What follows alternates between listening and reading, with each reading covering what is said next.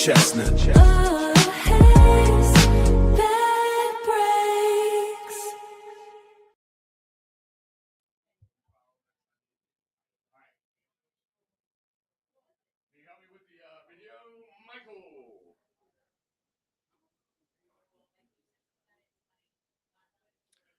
Hello, everybody. Here in Hilliard, Ohio, at Leaping Lizards, and on the internet.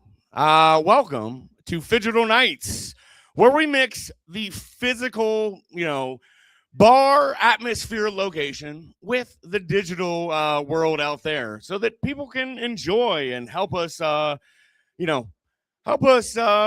laugh and choose a winner later tonight. But more on that to come. All right, so, let's kick back, drop the top, and let the bass rattle in the rear view, because we are back with Bad Breaks with Buster Chestnut. Whether you're grinding at the desk, stuck in Columbus traffic or elsewhere, or sorting through some bass cards, trying to find a shimmer of hope in the dark, cruel, cruel world, we're here to smooth it out. Now, before we get into the cardboard and the hustle, I got to talk about, my week, because the universe has been handing out breaks, and I caught a few of them, right in the teeth. Wednesday, I was on cloud nine. We had a great show here on Tuesday night. Had a great, great set of comedy, great interview with my friend Carrie from American Arbitrage Cards. But anyway, woke up on cloud nine, but, maybe slightly hungover. So I did what I needed to do, went through, started making some posters and flyers and whatnot. Then came Thursday. Okay. Thursday was my 15-year wedding anniversary with my wife, Satin. Mentally, I was completely checked out that day. I had planned this romantic gift and, possibly a romantic dinner and all this stuff. But, it basically ended up being just a romantic gift exchange with about 3.5 minutes between getting my 7-year-old off the school bus and dragging her ass to a Girl Scout hike. Then, after that, there was a troop meeting. By the time that ran so late, we basically had to audible our romantic anniversary dinner at McDonald's. Look, normally we're a Wendy's, Raising Cane's kind of family. So, the Golden Arches, that's high society for us. So Satin, she was thrilled and went to bed early. So back out on the push for comedy promotion. So, I swung by this establishment, dropped off some flyers, hung out, thought about doing karaoke, decided not to. But anyway, I ended up going down the street. I'm not going to say the bar. You're welcome, Amber. But anyway, I was promoting, passing out flyers, and there were these two women next to me. And I said, "Hey, do you guys like comedy?" And I got hit with an abrupt no. I was like, okay, whatever. It was hold on, I'm getting a phone call. It's probably spam. Nope. Hey, Karissa, can you call Stephanie and see what the delay is? I can't answer your call. I'm not going to do that. All right. If you could reach out to her, that would be awesome, Karissa. All right. So anyway, I found out that it was, a mother-daughter duo celebrating a birthday. And, my face was apparently ruining that vibe. So I stood up, I walked away, and nearly walked face first into a literal brick wall. I look up and I mutter, holy fucking shit. It's Buckeye legend, MMA Hall of Famer, Mark the Hammer Coleman. And to my absolute shock, the hammer ended up talking to me for like 30 minutes, which, when I found out the birthday woman, was his ex-wife, the girl that yelled at me was his daughter. She is a spitting image of her dad's personality.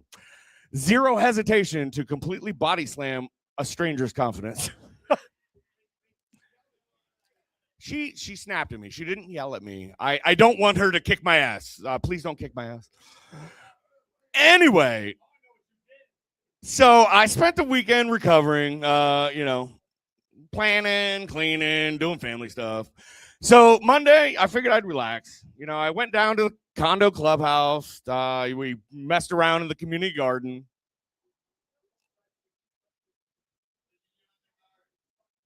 I mean, that wasn't the fun part. But, the garden's right next to the pool. So I decided it was a great idea to jump into the pool for the first time of this year, how to celebrate Memorial Day. Well, about 120 seconds later, I was right back out, freezing my ass off, just absolutely feeling disrespected. But hey, Monday, I also secured an awesome guest for tonight's show. But first, real quick, let's recap some of the sports, major sports topics this week. Wanted to give a big shout out to the winner of the Indianapolis 500, Felix Rosenquist, who actually raced for a local racing company. I don't know the exact name of it, but it's out of Pataskala. So, big props. Anyway, so moving on to the hardwood. Friday night, the Golden State Valkyries caught a bad break against the Indiana Fever, blowing a halftime lead to take a 90-82 loss, thanks to Caitlin Clark dropping her signature deuce. Finally, the NBA Eastern Conference Finals are over. It was an absolute bloodbath. Last night, Game 4, hometown Cavs got completely demolished at Rocket Arena, taking 130-93 loss to get swept right out of the fucking playoffs. Donovan Mitchell dropped 31, but the rest of the team might as well have stayed home. The Knicks are headed to the finals for the first time since 99, and the Cavs are officially booking tea times. All right, speaking of catching a break and taking a hit, my guest today, Michael, I do need your assistance coming up. Hopefully my guest is still in there. My guest today knows exactly what that takes. He is the king of the sweetest custom personal collection that, I can imagine, which I'm very jealous of. He is the mail-in master, a guy who literally got hit by a bus and is still out hustling the industry. Let's bring in Sean Gandhi from On Card Autographs. All right. What you set up, Sean? Hey, can you hear me? I can hear you. The bar can hear you, correct? All right. We can hear you. Welcome, Sean. So on our podcast, I like to talk bad breaks. Like you look at you literally last year. I was following along your socials and stuff. You were literally hit by a bus. Walk us through that and how you managed to build more momentum with your business while recovering. Yeah, so it was it's about 10 months now. It happened in July of last year. And honestly, it couldn't have been any worse timing because it was a week before the National, which is obviously the biggest card show week of the year. It happened 2 days before I was supposed to go see Larry Bird. And that was about, $100,000 in orders that I then had to try and fulfill from a hospital bed, which was difficult. But I bet. To your point, it was a testament to how good my customers are. They understood. I would hope so, the situation. But I had a lot of help from I sent my dad to Indiana to go do Larry Bird for me, and he helped a lot. My friends helped a lot, and the agents took care of the pieces for me. But I think really what helped the most was just trying to do my best to get these orders done for the people who paid. And that was a testament to how, the customers really appreciated the fact that I was trying, and I had help, obviously, and everything ended up turning out okay. But I think that really gave me an extra push in terms of business trajectory, because of people seeing the results that I was able to put out, even while being, in the hospital. And then when I eventually came back home to New York, I still couldn't do much. And people were willing to wait, and they were willing, to wait on my updates physically before being able to start shipping out orders and sending pictures like I normally do. So that 2 month span was a big turning point for my, because I could have lost a lot of business. I really could have lost a lot of business there, and people took care of it, and they were willing to wait. Yeah, man. I appreciate the hustle. I definitely have followed a lot of your work and appreciate the effort that you put into the service that you provide. But yeah, so you've been on an absolute tear. You've secured, a future private signing with Steph Curry. How do you pitch yourself to an icon on that level and build trust as a younger guy in the industry? Yeah, I mean, I did Steph back in January, which was an awesome experience. It's a story for another day, given how crazy that signing was, and how, the circumstances of how that went down. Yeah. But the the main thing is really just showing quality. Like, the motto that I built my company on is, I wish that I could do everything that I wanted to have done to me when I was the customer. And, that's basically it. Showing people, especially these agents that are willing to trust you to bring in a lot of money and a lot of items, and letting you into the room with, these athletes that are pretty closed, when they're not out in public. They just want to be themselves, and trusting a kid to get in there and not, become a fanboy, or do or say something stupid, or take videos when the athletes don't want to be filmed, stuff like that.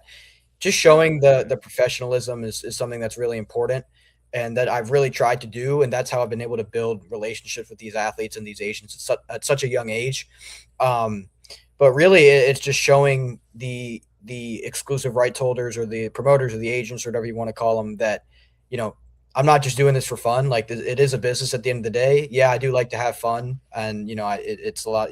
Being the young guy, I'm the butt of the jokes and all that stuff. But at the end of the day, it is a business, so you have to understand it from that point of view. And if that's what I've been trying to do, I have fun, but at the end of the day, it is a business. So I try and put that foot forward first, and then have fun after. Yeah, man. I mean, I get it, but I do respect the hustle. Like, I wish I had half of the hustle at your age. All right, so I did preface that I was going to go here. So, let's talk about the internet's favorite dumpster fire for a second. You are a co-admin for the Facebook group Sports Card Nonsense, which ironically might actually be the exact reason that I got dragged back into the hobby. Shh! Don't tell Gio and Jesse. I said that. I don't want that information to get out, to the wide population. But seriously, how do you moderate that level of toxicity and chaos? What is the ultimate Sean breaking post? The one thing someone types that makes you just sigh, roll your eyes, and instantly reach for the band hammer. Yeah, it's a team effort for sure. I'm trying to moderate that group. Like, I think we're at 458,000 people or something like that. It's It's the ridiculous. largest. It's the largest sports card group on social media, if I'm not mistaken. And I think there's a team of 8 of us now that run it. And obviously, when I'm in school and doing signings, I can't be as attentive as I used to be when during COVID and stuff like that. So it's a team effort for sure, and we all try and pitch in when we can, because there's thousands upon thousands of posts a day.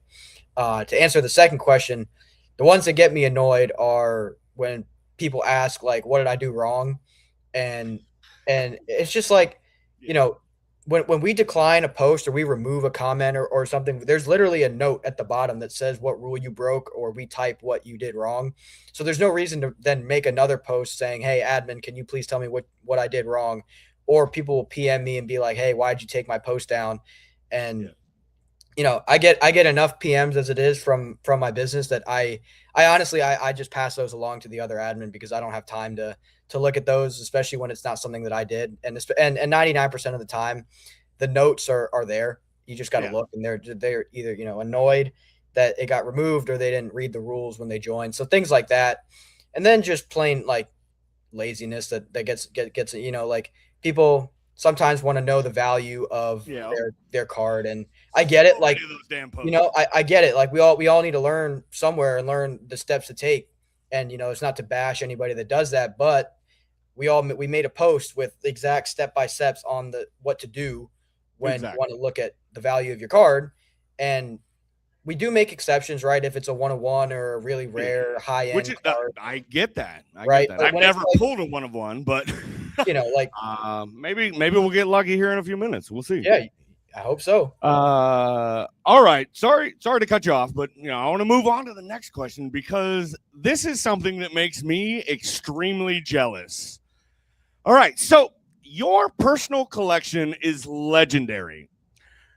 All right.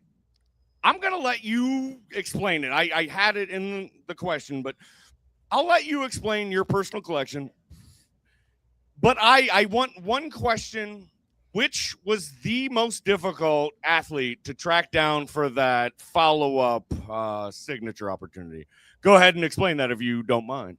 Yeah. So obviously, I collect high end signed cards and memorabilia from the guys that I like and the guys I do signings with and respect. But as you mentioned, my main collection are signed 8x10s of myself and the athletes that I have personalized and inscribed to me. And I have, I don't know, probably like 150 to 200 of them now, just because I work with um, so many athletes throughout the year. And yeah, I just think they're cool. They're cool. That's one of the things I mentioned. I get made fun of a lot for taking pictures with these guys. Like, you know, Barry Sanders and I are on a first name basis, but I still take a picture of them every time I see him. Like, it's just something cool that I find and I can scroll through and just as memories. Because maybe one day I won't be doing this, and you go back and see like, oh look, I was cool with Barry Sanders back in the day. I don't know something, but to answer your question, the hardest one, um, would be Larry Bird, and it's not because he doesn't sign often. He signs all the time. I'm actually going to go see him in the end of July, right before the National. Kind of ironically enough, the exact same timetable as when I got run over by the bus. But the Well, let's the hopefully hope that doesn't happen again. I hope Fingers not. crossed. But the bird one, he doesn't do inscriptions, so it kind of took a little bit of courage. And I've worked with him probably 8 times now, almost 10 times, I think. But it took a little bit of courage to ask him, like, hey, can you personalize this for me? Just because he doesn't do them, and Yeah. the way his signings work, he doesn't say anything. I mean, he's nice, like he's polite. He walks in, says, "How you doing? Good to see you guys," but he doesn't say a word throughout the signing, and you actually get in a little bit of trouble if you talk too much, or because he's strictly business. Yeah, and I've heard stories about him being, just good old farm boy, just yeah, down, straight ahead work, exactly. He's not mean by any stretch of the imagination. It just took a little courage to ask him to do something that he normally doesn't do. And he did it, and I have two of them like that actually. That's awesome. And they're really nice. But yeah, that would be probably the coolest one. And just I think there's 3 players that I am unable to get because they passed away, and it's Jerry West and 2 others, I think. But out of like the 200 different individual different photos that I have, I think only 2 of them or 3 of them I can't get signed and personalized. Okay. Well, I mean, that's a pretty good ratio. And I am very jealous of the Barry Sanders. That is one of my favorite running backs of all time. I'm going to see him and probably Michael, are you a Barry Sanders fan? All right. The owner here at Leaping Lizard, he went to school and graduated from, I'm going to say that state up north because I can't say that. Anyway, and he's a big Lions fan, and he's a Barry Sanders fan. So I will give it up for Barry Sanders. He is one of the greatest, and I don't know, in my book, he's one of the best I've seen ever play. All right, so moving on. I got 2 more questions, and then we'll get into the rip. So All right. In mail-in private signings, what constitutes a true bad break? Have you ever, had a premium item lost or an athlete sign a multi-signed piece right over someone else's face? Yeah. Just a side note, I'm going to see Barry on Sunday in Detroit. Such a nice guy. He's easily my favorite athlete to work with. But um, as far as bad breaks go, it actually happened this year. It was probably one of the toughest business moments that I've had in my life. There was a package going to a signing that I couldn't attend for a certain reason, Yeah. and it got lost in the mail, and that was it was a lot of money. It was high five figures worth of cards and a lot of a lot of money in autograph fees. It was a big name basketball player, and it's just part of the game. Like it's only happened once. Knock on wood, it doesn't happen again. But it's part of growing as a businessman. You got to learn how to mitigate the risks, and eventually there's losses are going to happen. Bad breaks, as you call them, are going to happen, and you just have to learn how to move past them. And luckily, like it goes back to the first question. Like my customers were really understanding. Like once you put something in the mail, it's out of your hands. There's nothing you can do about it. So if it gets lost, you just have to make it right. If you go dig into your personal what you think you want to happen to you if you were on the receiving end of that. And that's what I did. And then it's just kind of have to roll with the punches and build back up. But I think it actually helped my business because my customers saw that I was willing to go down and do that for them. Yeah. And that's respectable. Being, a small business owner myself, which I'm not even close to your level.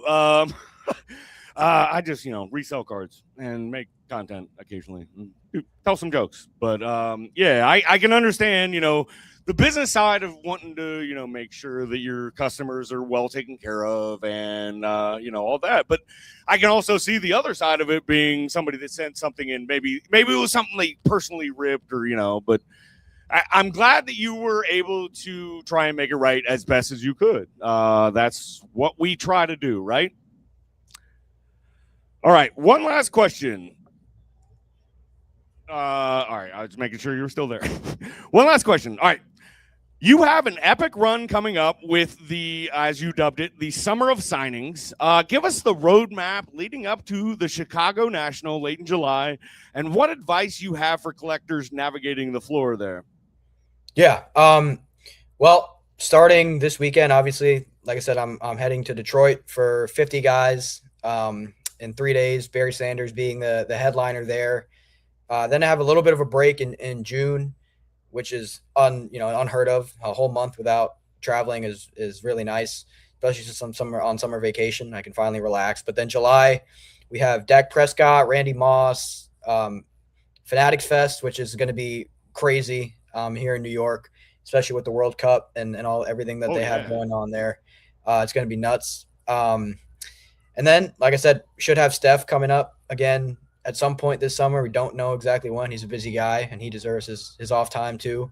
Sure. I saw he was in like Saint Tropez or something yesterday or something like that. But when he comes back, we'll do a signing with him, and then the National at the end of July, which is, like I said, the biggest event of the year. And from the first year I ever went, I was not set up in the back like I am now. So I walked the floor like everybody else. My biggest pieces of advice would be wear comfortable shoes because you walk a lot and the floors are not forgiving at all in any sense of the word. You got to wear comfortable shoes. And then just take pictures of things because it's so easy to get lost. I mean, it's huge. Like that's a good tip. I haven't heard yet. Yeah, like I've never seen anything like it. I mean, I've been to the car show here at the Javits Center when I was younger, and it's kind of like that. But if you see a car that you like, but you're not 100% sure, you don't want to spend your money just yet, you have to take a picture of the booth number or the like the display case and the booth number. Otherwise, you're never going to find that again. Like I promise you're not going to find it if you don't take a picture. So those are my two biggest pieces of advice, which is wear comfortable shoes and take pictures of everything, and you'll. That way you can find your way back when you decide you want it or something like that. All right. Well, yeah, that is some very good advice. I have heard the comfortable shoes before. I've definitely heard the wear fucking deodorant because that too. But taking a picture, you can't like me. All right, sorry. Somebody was trying to like me, and it's my show.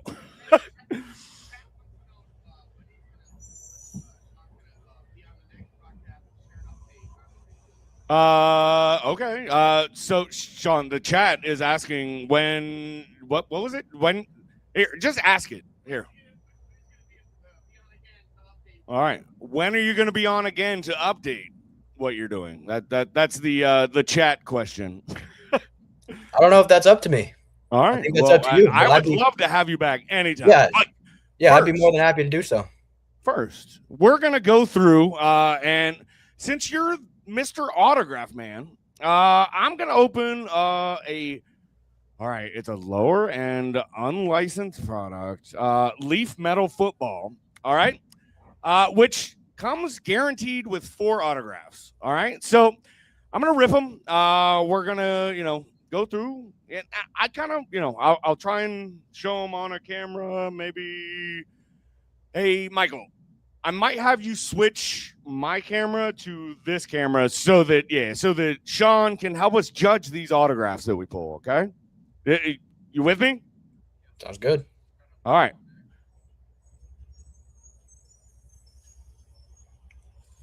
All right. Did you switch it yet?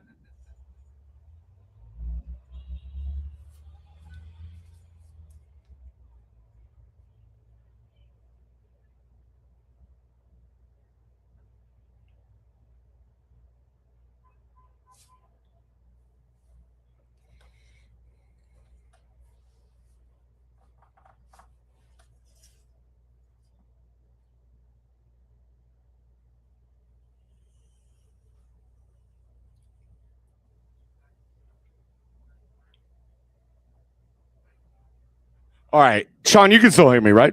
Yep. All right. We were having a little, production. I'm a one-man show here. All right. Well, one and a half man show. Anyway, so wanted to show, quickly what we're ripping today.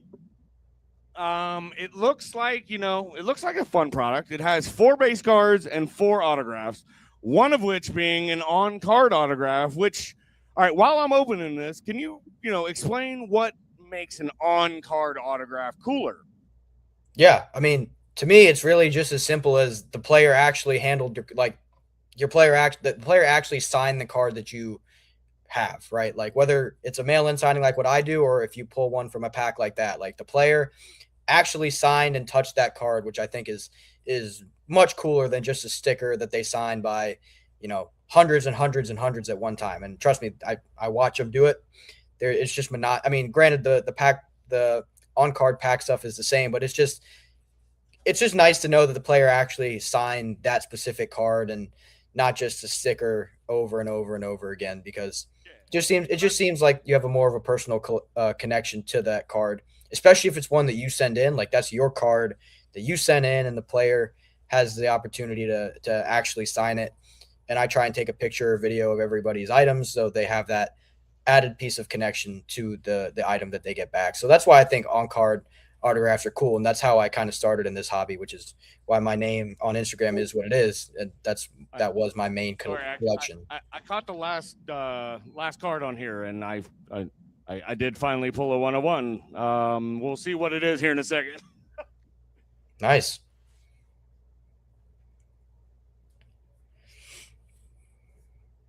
All right, so I'm just gonna read off the base cards real quick, just so we can get through that. We got Brady Schmiegel. I'm not sure who that is. Malachi Tony, Caden Wetjen, Aaron Anderson. All right, and we are starting to get the autographs. So give me a second. All right, so the first autograph that we're gonna pull is a LeJohntay Wester. I am not sure who this is. This might be a high school NIL player. All right, it's gonna take a second, but can you see the autograph in your view? Yep. All right, judging this autograph, Do you, would you give any notes to the signer? It's actually not bad, especially for a younger guy who these guys, the younger players really don't care. Yeah. And now I can't. Yeah, there we go. The younger guys don't care. But that one's actually not horrible especially But for this is my critique. I have a better view. He does go off the sticker a little bit on the top. That would affect it, right? Yep, it's not gonna grade a 10 if you choose to auto grade it. If it goes off the sticker or off the card, if it's an on card, it automatically won't get a 10, even if there's no blemishes throughout. All right. This next one, once again, not familiar with this player, but at least it has we'll say an inscription of the number. So what does, adding the player's number do for you? It's a differentiator for sure because most guys don't anymore. And it's always nice when it doesn't count as an inscription when they just do it as part of their signature. Because some guys will charge an inscription to do it. But it's not something like I said with the first one, you just don't see it as much with these younger players. They just want to do the bare minimum. So it's always nice to have a little extra on there. All right. Yeah, all right. So one reason why I asked that is because I follow an Ohio State Buckeye cornerback. His name's Jermaine Matthews Jr. He's actually like a second cousin of my best man in my wedding. So I got to support the family. But anyway, he started off his career as 24. So the autograph I have is Jermaine Matthews Jr. 24, but now he's rocking the 7, which is, legendary for Buckeyes. But anyway, so, it adds a little bit of, interest to it. You know what I mean? When they change numbers like that. All right, so next, I'm just going to guess this is Ole Miss because of the color scheme, but we got an Austin Simmons.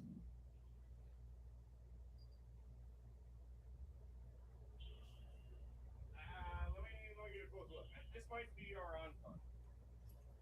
Nope, that's still a sticker. I thought that was our on card, but that is the sticker. So, all right. So I think he goes to Ole Miss. Not sure, not really familiar with this guy, but that's a clean signature, and it's on the sticker. So Yeah, we like that. Good. Ooh, all right. Do we have any Cincinnati Bengals fans? We're in Ohio, by the way, Sean. So yeah, any Bengals fans out here tonight? Because I just pulled a Hall of Famer Bengals player, which, Jesus Christ. All right. I'm sorry for that expletive. You'll see why I said that here in just a moment, especially since you're in New York. Yeah, that's awesome. All right, Anthony Munoz. I was talking about the next card. You'll see in a second. Anthony Munoz. That's a beautiful autograph. He's the man. Guy that was trained in, cursive.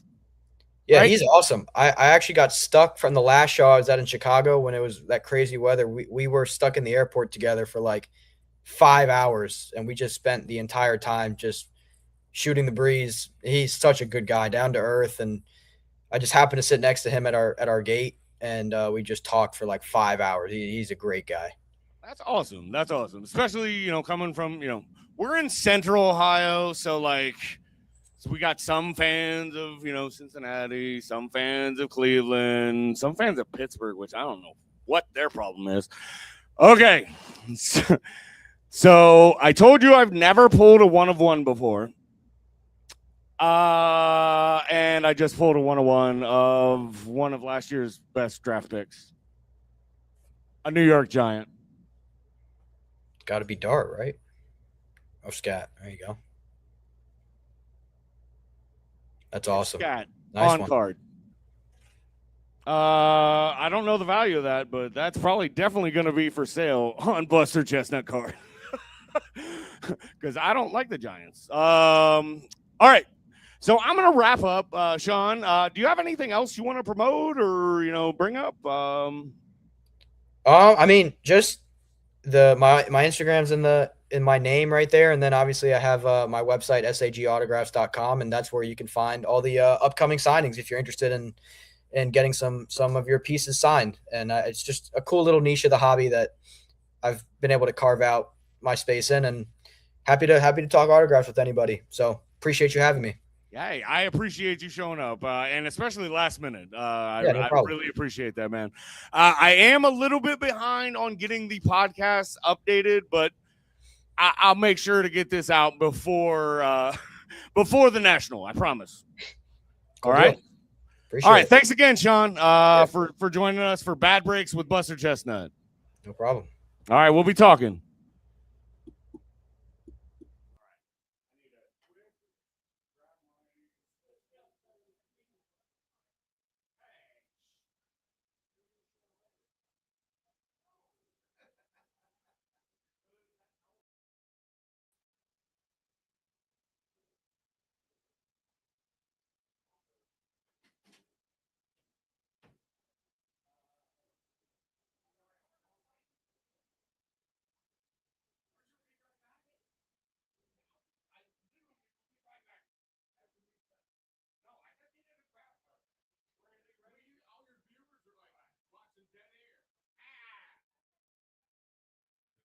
All right, so that was a great episode, great interview. I'm sorry, I'm buffing myself up. That was a great interviewee, and I'm glad that Sean could take time and hang out with us. Hopefully, I can send in for a Barry Sanders autograph sometime soon.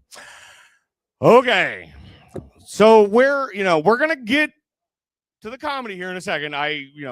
I must admit, while you're doing your set, I am probably going to clean up my stuff. So just, while you're walking up, I may do that. But our next comic actually hails all the way from Clarksburg, West Virginia. She's a stay-at-home mom of 3. She turned her everyday panic attacks into viral comedy gold. You probably know her to millions, as on TikTok as Mama Chaos, the woman whose toddler literally tried to steal a baby at a grocery store. She has traded the minivan for a microphone, tearing up the regional comedy circuit and sharing stages with Kill Tony regulars. Before she gets up here, make sure you follow her online. Check out her upcoming tour dates, which I hope she will share later on this evening.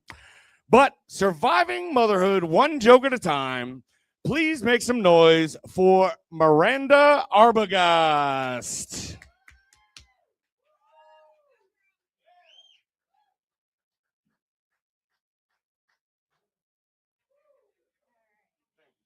All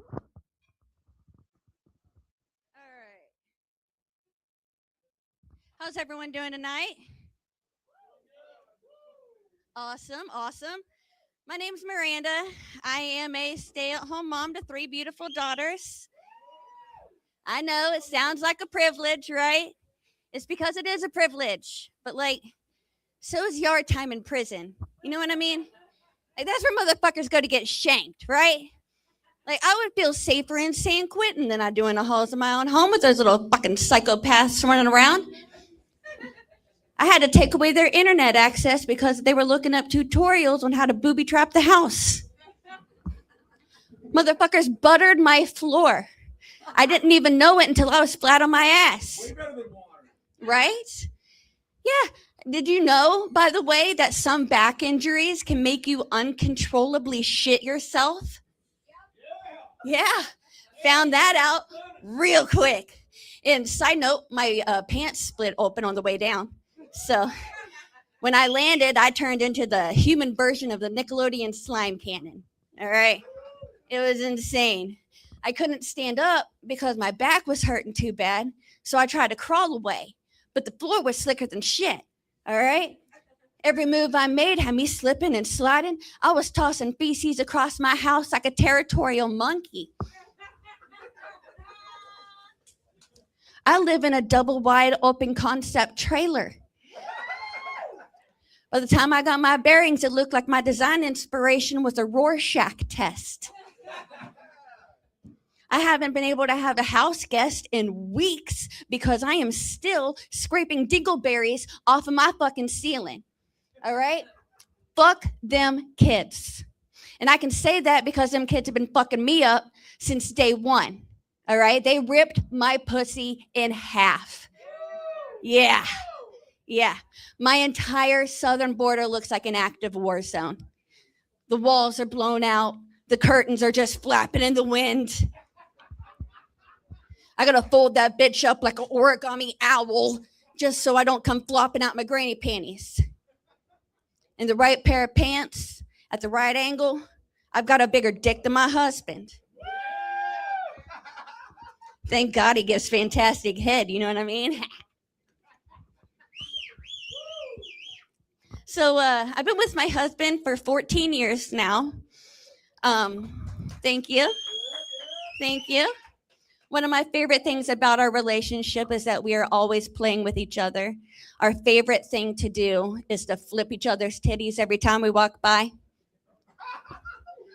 I am better at it than he is, but that's only because he has bigger boobs than I do. I know that sounds like a dig at my husband, but it's not. I'm just flat-chested, all right? He can't flip my tits because he can't find my tits. Nobody can.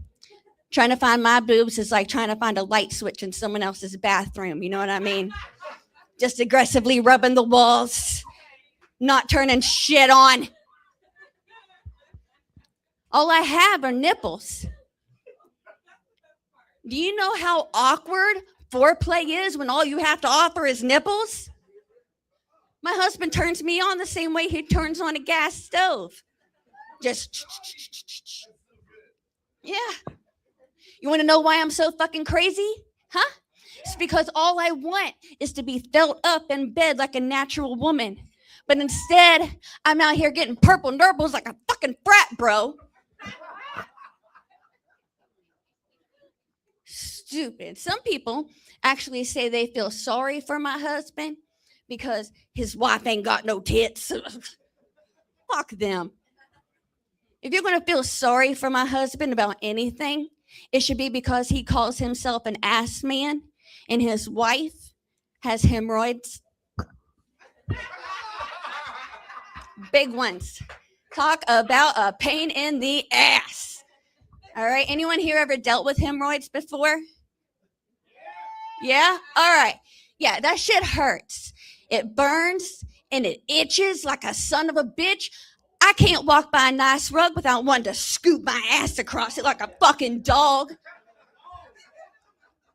Let me tell you something. Life with an itchy asshole is rough. Man, I took a mirror down there one day just out of curiosity. Worst mistake of my life. It looked like my asshole was sticking out its tongue. Just between that and my saggy vagina lips from birthing 3 kids, I'm all mouth below the waist. Luckily for me, I married a good kisser. So, obviously, my husband and I, we have a fantastic sex life. But with 3 kids running around the house, it can be a little hard to pull off from time to time. Which is why, as a parent, it is so important to always remember the golden rule. Double check that lock before you start sucking cock. You do not want your children, especially your daughters, walking in and seeing daddy deep throating mommy, all right? That is how little girls grow up to have daddy issues. Unlocked doors create whores. All right? So my time's almost up here, but I wanted to go over one last thing before I got out of here. I want to admit to something. Maybe you've noticed a little something off about me. Maybe you haven't. But I'm wearing a full set of dentures right now. I lost my teeth about a year ago because of a calcium deficiency, which is crazy considering how much vitamin D I get from my husband. But yeah, I'm wearing dentures, and these dentures are actually my second set. My first set, on the very first day I got them, were eaten by my dogs. True story, 100% true story. After that happened, I had to go months with no teeth at all, which really fucking sucked, you know? Like, it created a lot of fears inside of me. My biggest fear being a zombie apocalypse. Because if I get turned with no teeth, I'm fucked, right? Right. Zombies eat people. I can't eat meat without a blender. I don't know very many people that can fit into a blender. Do you? No. My best bet for survival as a toothless zombie would be for me to take my blender and go dumpster diving outside of a Planned Parenthood.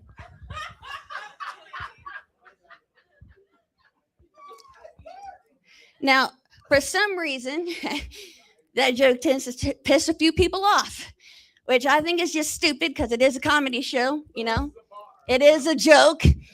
I'm not a zombie, obviously. And if I was, it's not like blending up fetuses would be my first choice, all right? It's plan B. I have been Miranda Arbogast.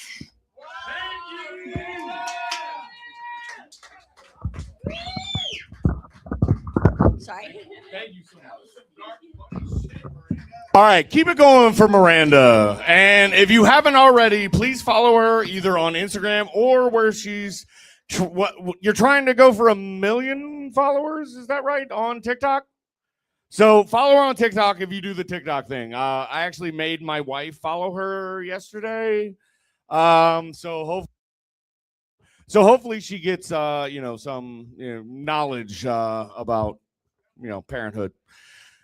I'm not saying she's a bad parent. Never mind. I'm gonna get my words taken out of context here. I am sorry, Satin. I did not mean anything to disrespect you. All right, so we're gonna just keep things going. So keep that energy up. Let's hear some energy. All right, just to make sure you're paying attention. All right, so I am slightly narcissistic and like to hear people call my name back in a call and response. So when I say my name, Buster, I want to hear everybody in the bar say Buster right back. All right, 1, 2, 3, Buster. Thank you. You appeased my my ego. I appreciate you. All right, so we're going to keep the energy going. Your feature act tonight is an Ohio native who proves that surviving motherhood requires sharp elbows and an even sharper wit. She's an absolute sniper with the one-liner and has exactly zero patience for anyone's nonsense tonight. You can catch her dominating the stage over at Hashtag Comedy Club and other venues all across town. But tonight, she's here. So put your beautiful degenerates to put your beautiful degenerates in timeout. So give it up for the incredible funny, the undisputed Karissa F Baby. Thank you so much. Thanks, Buster. I'm a Crip, so I'm gonna call you Custard. It's like nah. It's like nah, I got on red. Hi guys, I'm Karissa. I'm Karissa. I'm super happy to be here. As you heard, I'm a sniper. But no, seriously, I'm just a single mother, and I just be bored. So, but it's like hard raising kids by yourself sometimes because like it's like you teach them lessons, but like you gotta like focus on the real important stuff. Like my kids cuss, and it's super like it's I don't care, right? But I got a call from school the other day, and I found out that my son called somebody a stupid ass. Like he was playing a game, like move with your stupid ass.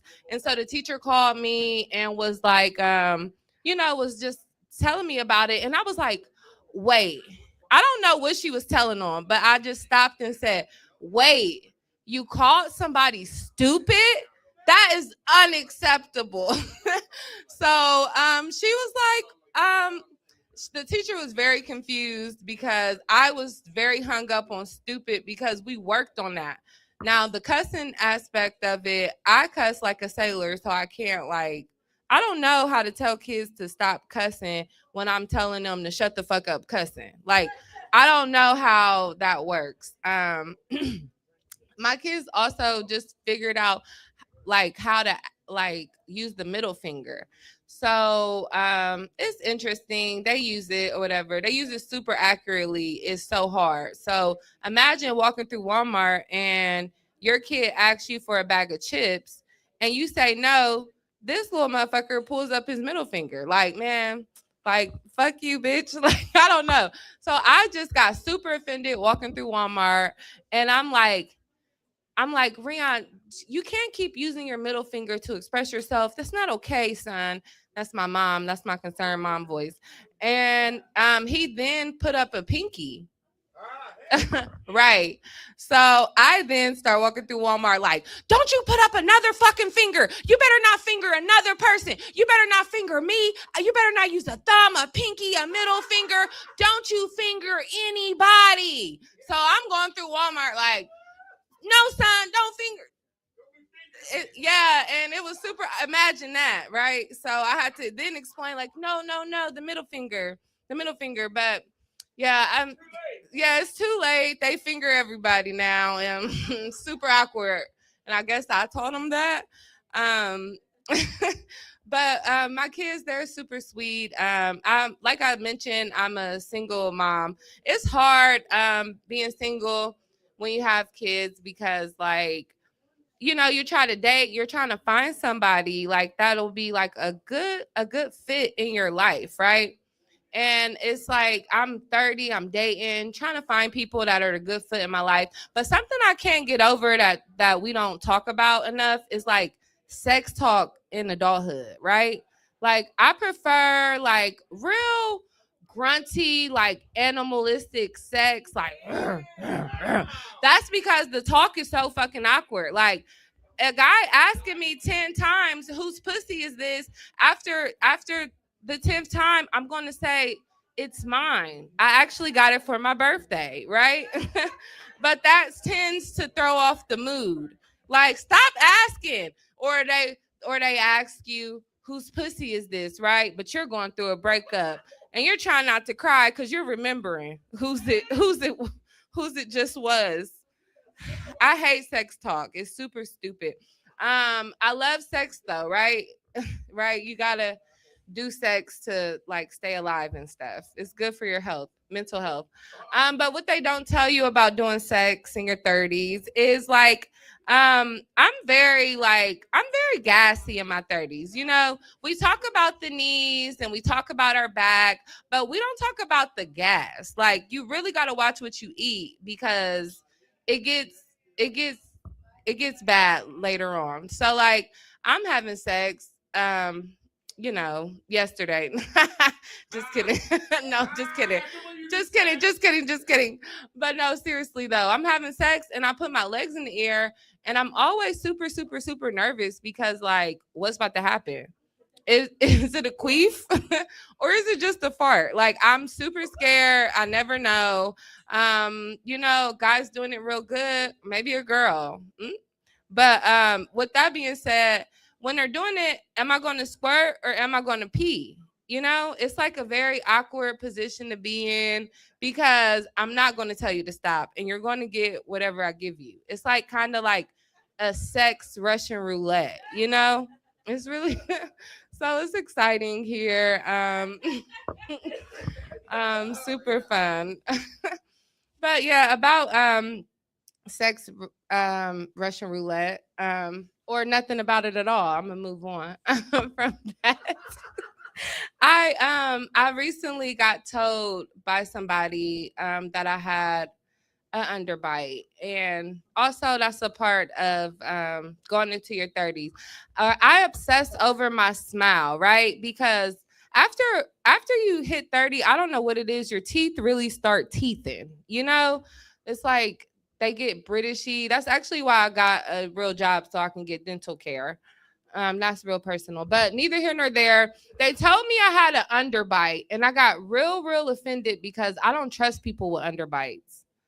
And it's not you per se, it's just your lineage. Because, yeah, people with underbite has incest in their family. So, like, I just don't trust people with underbites. And when I did my research, I found out that I actually have a crossbite. And what I found out about crossbites is like man eaters have crossbites, right? Like a lot of sharks and alligators and stuff like that. Like they have the crossbite. So yeah, right. So exactly. I got a crossbite. I got a good grip, okay? And I will bite a motherfucker if I'm mad. So I decided to not do the braces. So I'm embracing my get my crossbite and my natural man eater qualities, you know? Like the grip. With yeah, exactly. You get it. You're picking up what I'm putting down. I'm looking at this paper, but it's nothing really on here. It's it's just something I do. With that being said, I've been working at the salad bar at my job for a while. White people treat salads like the way they treat like dogs. You know, they're very important, and it's so funny because like a white salad versus a black salad is super different, but also like the love is still there. Same like with dogs, like dog moms like that are black and dog moms that are white. Like dog moms that are black literally treat their dogs as if they're human beings, and same as like white women, right? So they get their salad and I make it for them. And one lady told me, like, you know, you're the most efficient salad maker I've ever seen. And I was like, how many salad makers have you seen, ma'am? It was super weird. It was like the weirdest compliment I ever gotten, but it touched me because I knew she meant it, you know, almost like um oh, it's okay. I knew I was talking for too long. Um, but no, they really are emotionally attached to their salads as they are their dogs. This one time, a lady told me that, you know, I never felt like, actually, it was today. She said, I never felt like Alicia Keys made my salad before. And I knew she was just from small town Ohio and she happened to be at my job and she just seen a black girl with braids. And I swear to God, she said, I never felt like Alicia Keys made my salad before. So I mean, I don't know. Like I think she liked her salad or she was calling me pretty. But I'm gonna give the mic back to Buster because because that's all I got. I just said I have sharp elbows and I'm not taking anybody's shit or whatever he said. But thank you. But what was on the salad? I mean, it was carrots, black beans, romaine lettuce, and some chicken. And I just did it in a straight line. And she said, I never had a salad, never felt like a salad has been made by Alicia Keys. And I felt like she was racist, but she was trying not to be. And I looked pretty, and her salad was good. Yeah, I loved her too. She came back. She came all the way back to me to tell me she couldn't figure out the name. She said, "I never felt like I feel like I'm getting my salad made by somebody from American Idol." And Stop there, bro. And then I didn't say that. I'm working it out. With that being said, thank you, Michael. Thank you, Michael. He's so great because you're helping me right now. And she left, came back, and she said, "It's Alicia Keys. I never felt like my salad was being made by Alicia Keys." This is a true story. I'm turning this to a joke, but thank you. Thank you, Michael. Oh my gosh, this is his show. Give it up for Michael and Buster, and you guys have a great time. Thank you so much. Keep it going for I can't talk. Karissa F Baby. All right. So I used to take a pause at this time so people could refill their drinks, but we're at. All right. Gina's covering her ears. Can you turn me down just a hair for a moment? Just. I am, and I get that. I mean, honestly, I probably don't need a microphone, but we're here, and I need to broadcast to the online community. I have to respect the chat.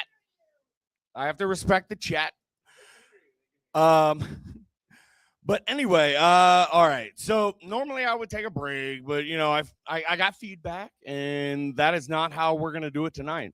So we're just gonna keep going. All right. So lizards, both in house here in the bar and online. Are you ready for your headliner? All right, this next comic is a powerhouse producer who runs half the comedy shows in the city, including Comedy Cure. So if I mess up this intro, which I already did, I might actually never work in this town again.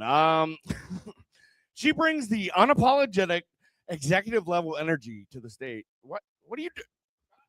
You turned me off. You turned me off. All right. So let me get back, and I'll be less unhinged. I mean that the shoe fits.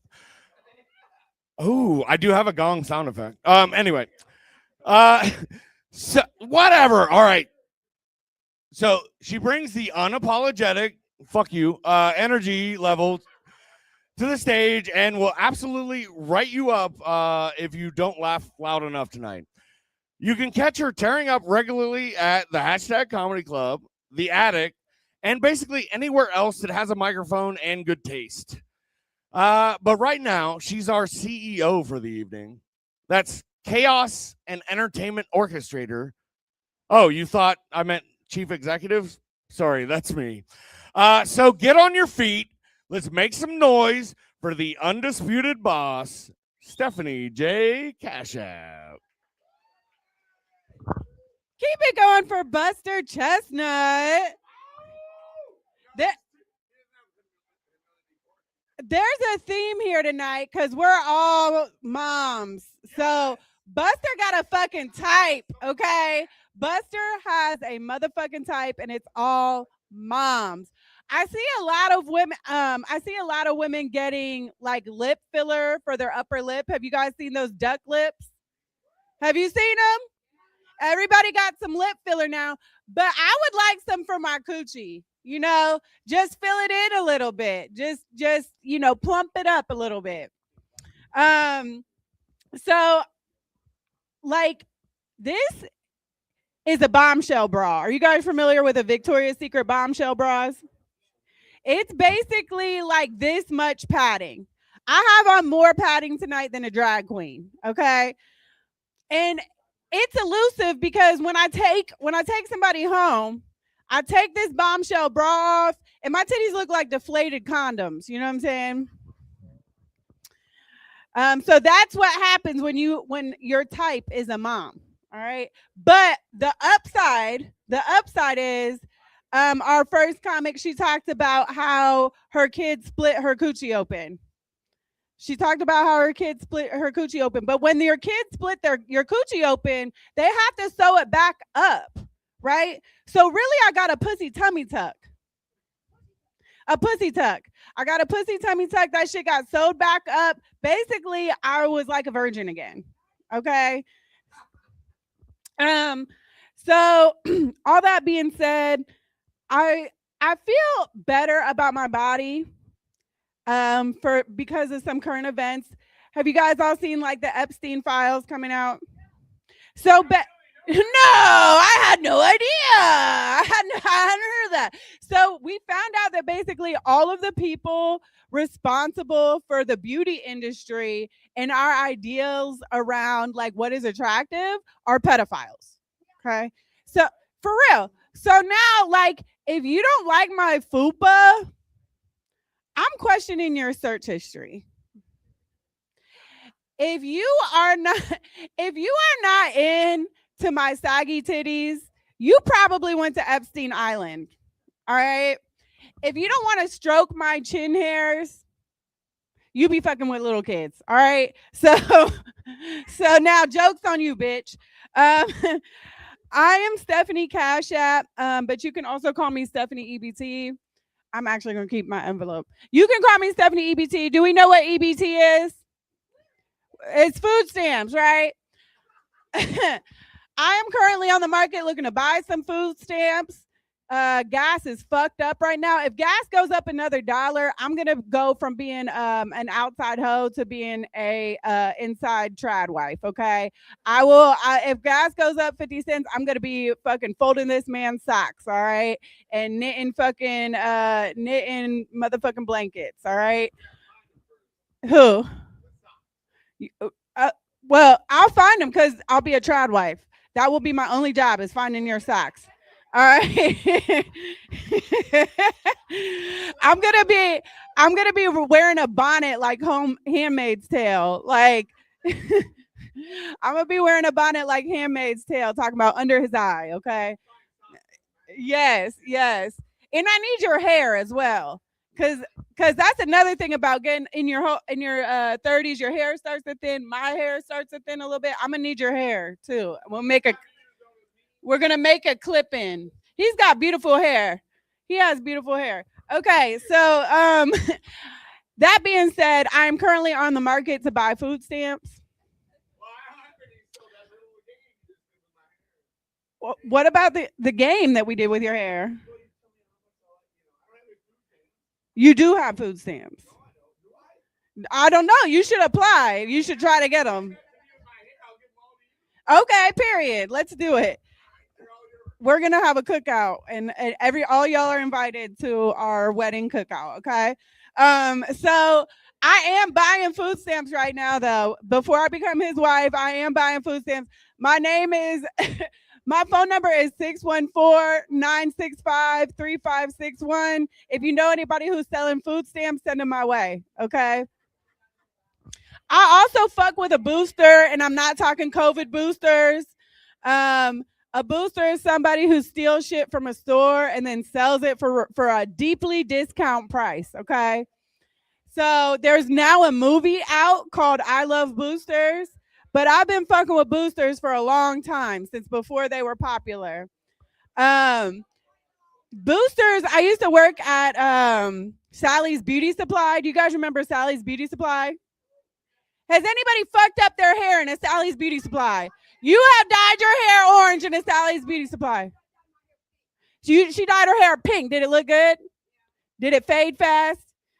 Because half the time bitches fucking dye their own hair pink, and then that shit looks like they dyed their hair with Kool-Aid a week later. You know what I'm talking about? A light pink. It wasn't a Nicki Minaj pink. Okay. I bet it ate down. I bet it was cute. Oh, she was 12. You were 12 in beauty school?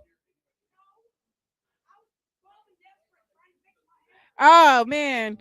But yeah, so I used to work at Sally's Beauty Supply, and the boosters would come in and they would fill up a cart with flat irons, ceramic hair dryers, with curling irons, and it would be up to the ceiling, and you'd be like, man, I'm about to have a good sale. And then these motherfuckers would tear off, run out of the store with a cart full of expensive beauty products, right? And like, you can't chase them. You can't chase them out of there legally. So I would just alley-oop with my number, like, "Ooh, call me, Kobe." Okay, so what else am I going to talk about? Alarmingly, I'm a school counselor for elementary school age students. Yeah, give it up for me. I am an educator. In the last 3 days of school, I am dying. I am fucking dying. Okay, I am ready to be done. Yeah, so I love my students, and they are so amazing and resilient. But one day I had a group of them in my office, a group of fourth graders, and they're mean. Little girls are mean. And this little girl, she looks at me and she goes, "Miss J, your husband probably went to the military so that he could cheat on you. I was like, honey, that's not nice. Your daddy probably went to prison so he could cheat on your mom. Because fuck you, bitch. Fuck you, bitch. Fuck them kids, right? Like she said earlier, fuck them all. Actually, bitch, my ex-husband went to the military so that he could get disability benefits. How about that? Step your pussy game up, ho. No, but for real, now all them people who was yelling fuck them kids earlier, I am a mandated reporter, and you all, I'm calling the people on all of you, so sorry. Yeah, but so in my profession, there's a lot of school counseling posters. You guys remember this? So it'll be like a cat hanging from a dandelion. It'll be like, don't give up yet. You know what I'm saying? Or like choose to be happy. That you have that on your wall. I feel like that's your bumper sticker. That was a quick one. Oh, she remembered it from when she was in school. She said, obstacles are what you see when you take your eye off the goal. That's a good one, but I got some better ones, okay? Because I've started my own line of school counseling posters that will give more realistic advice, all right? These are all copywritten. You can't steal this, okay? You can't put it on. You can't put it on teacher pay teacher. So the first one, all the jocks are low-key gay. Next to an eggplant emoji. Okay. Second one, everyone should have a hoe phase. Right? More realistic advice. Also next to an eggplant emoji. Also next to an eggplant emoji. Commit felonies before you're 18. They seal your record. Also next to an eggplant emoji. Yeah, dude, we need to be honest with these kids. We need to be real with them, okay? So are there parents in the audience tonight? We got some parents in the audience. Do you guys have teenagers? No, but I've dealt with that. Okay, you've all grown. So you've had a teenager. 4 of them. Any of them boys? Okay, the teenage boy, useless. The teenage boys are the most useless evolution of human. Okay, I'm waiting. I'm fucking waiting for that part because mine is 18. Mine is 18, and I'm just waiting for him to glow up and get really good. But yeah, so I took my son to Canada because I wanted him to be worldly. You're supposed to laugh at that part because that's stupid. Why the fuck would you go to Canada? That's like next door, you know? Okay. I took him to Canada because I wanted him to be worldly. He comes I'm trying to sleep in. You know, this is my little vacation, okay? At the Marriott or whatever. I'm trying to sleep in.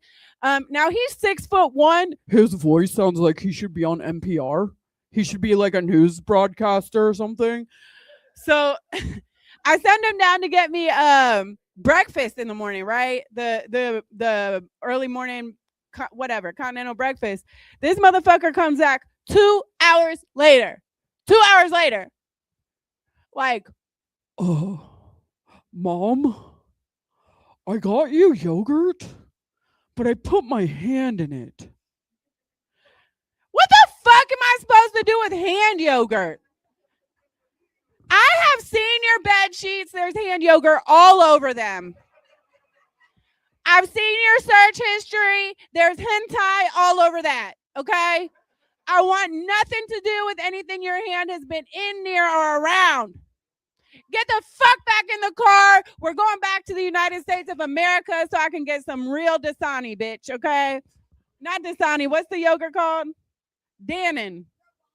Rabani. Chobani. Dasani is water. Just so you guys know. And that's what my coochie be like. Dasani. Ah!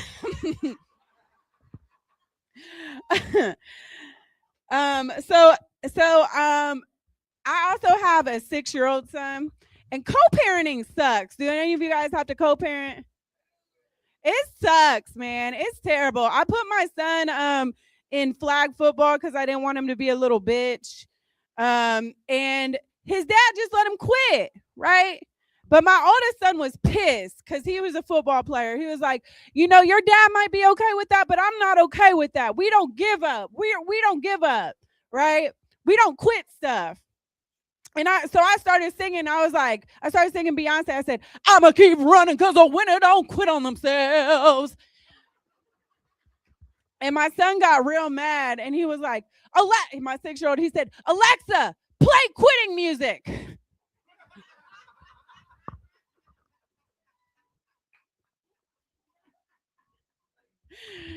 Man, and then the other day,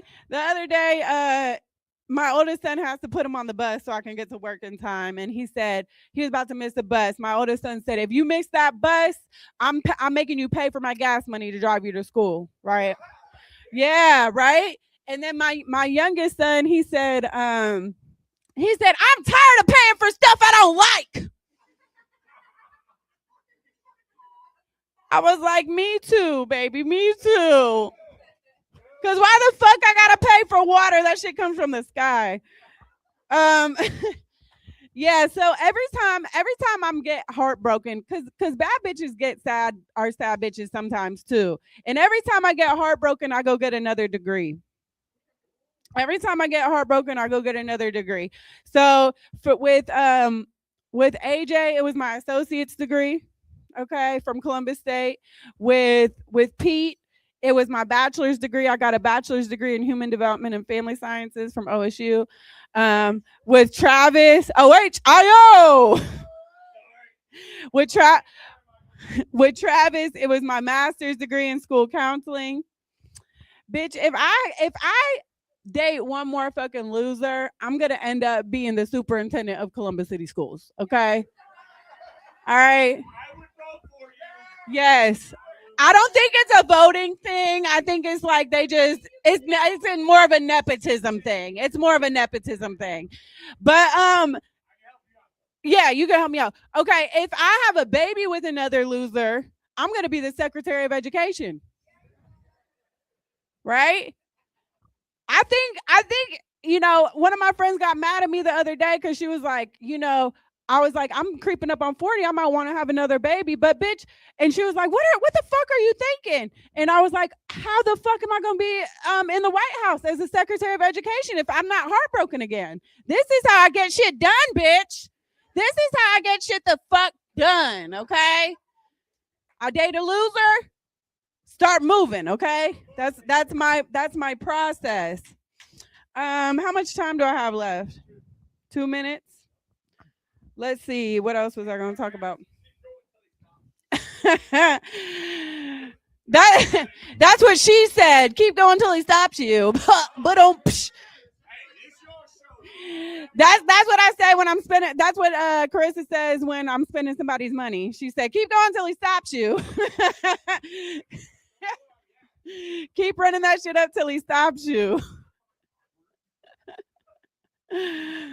Okay, hold on. Let me look at my notes. He's horrible. Kill him with fire. Okay, so we were talking about boosters. We were talking about boosters earlier. So if you guys know a booster, you're supposed to send them my number. Do y'all remember what it was? 614-965-3561. Make sure you send them my way, okay? But so the thing about boosters is that they have a short span of time in between when they go to jail. You know what I mean? They have a short window of being free, okay? So what I started to do, I started to pull up to Jackson Pike. You guys know what that is? If you know what that is, you ain't shit, okay? Because that is jail, all right? So I started to pull up to Jackson Pike. I pull up to Jackson Pike. I wait till they walk out, till they get released. I be like, bitch, get in the car. And I get them a pack of Newports, okay? I get them a biggie bag from Wendy's, all right? And I give them blunt. I don't even smoke weed. I'm like, come on. And then we go straight to Target. Okay, you're allowed to steal from Target because they ended DEI. You can't steal from here. This is a regular business, but you can steal from Target. Okay, fuck Target. We pull up to Target, and I'm like, okay, I got a list of shit that I need that I don't really want to pay the full price for. First of all, I need probiotics. Okay. I need name brand probiotics. I need the name brand fiber. Okay. Because I got to keep this regular. All right. And last but not least, I need the expensive ass pH balanced coochie soap. All right. There's a theme here. I need my coochie. If it's gonna be ugly, all right, if it's gonna need a little bit of filler, at least it's gonna be balanced in terms of pH. All right. I've been Stephanie Cash App. Please follow me, Steph_J_Cash on Instagram. You can see me this Monday at Spill House in Franklinton. You can see me on Juneteenth at the Art Museum for Color of Summer. And I just got confirmation that I will be on the Columbus Comedy Festival August 28th. So please go follow me. I got a lot of great stuff coming up, and I'm looking to produce some this summer. So have a great night. Give it up for Buster Chestnut. Follow Karissa's OnlyFans. I feel like my wife would not approve of that. She would probably.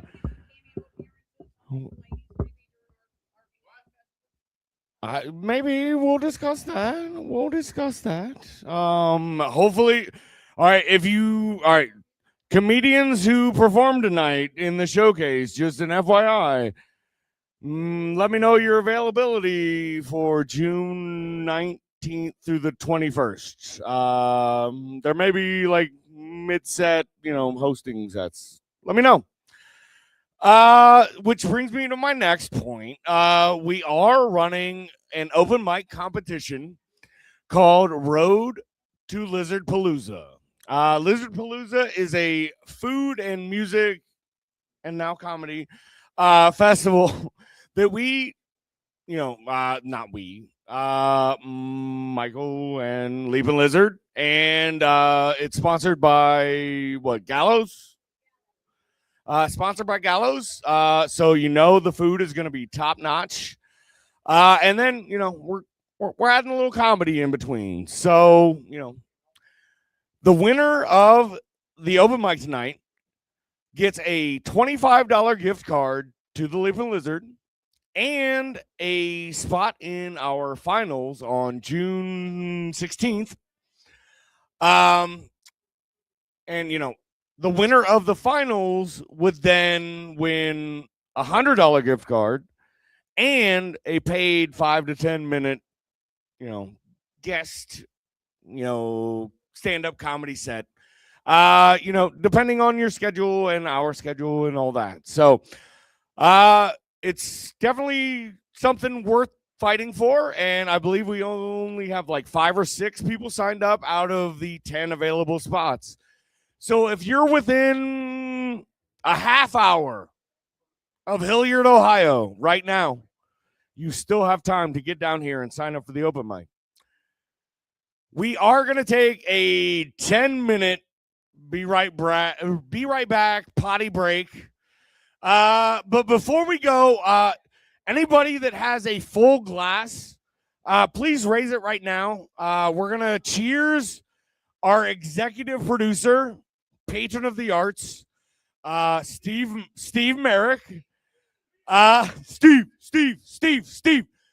which I am trying to make it so that he is going to be here at his table using his bar tab for the finals on the 16th.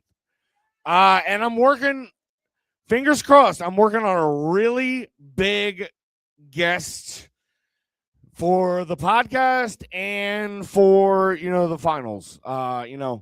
Something along the lines of a champion. Hopefully schedules align. What about the drink thing? Oh, yeah, sorry. Everybody's got their drinks now. Ready? On the count of 3, we're going to cheers to Steve. 1, 2, 3. Steve!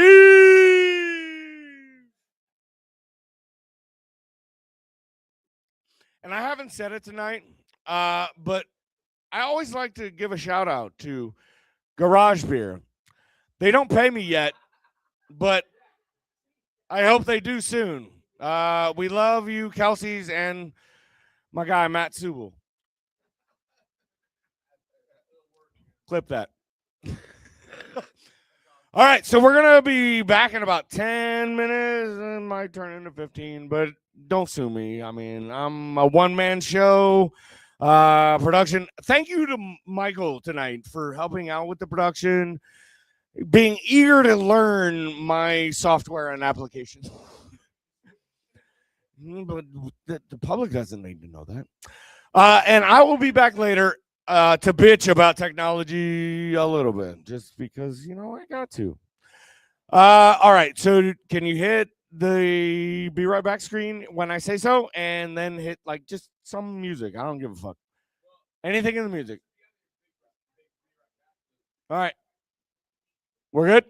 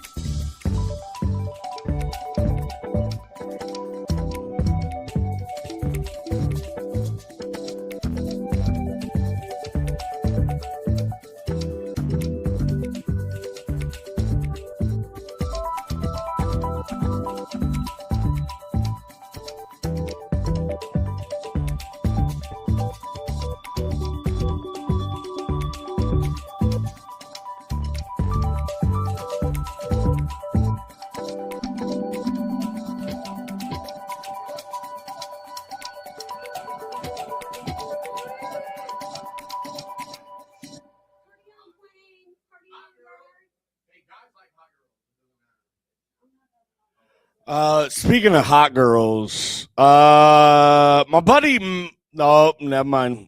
Never mind. I'm not going to promote that show right now. Anyway,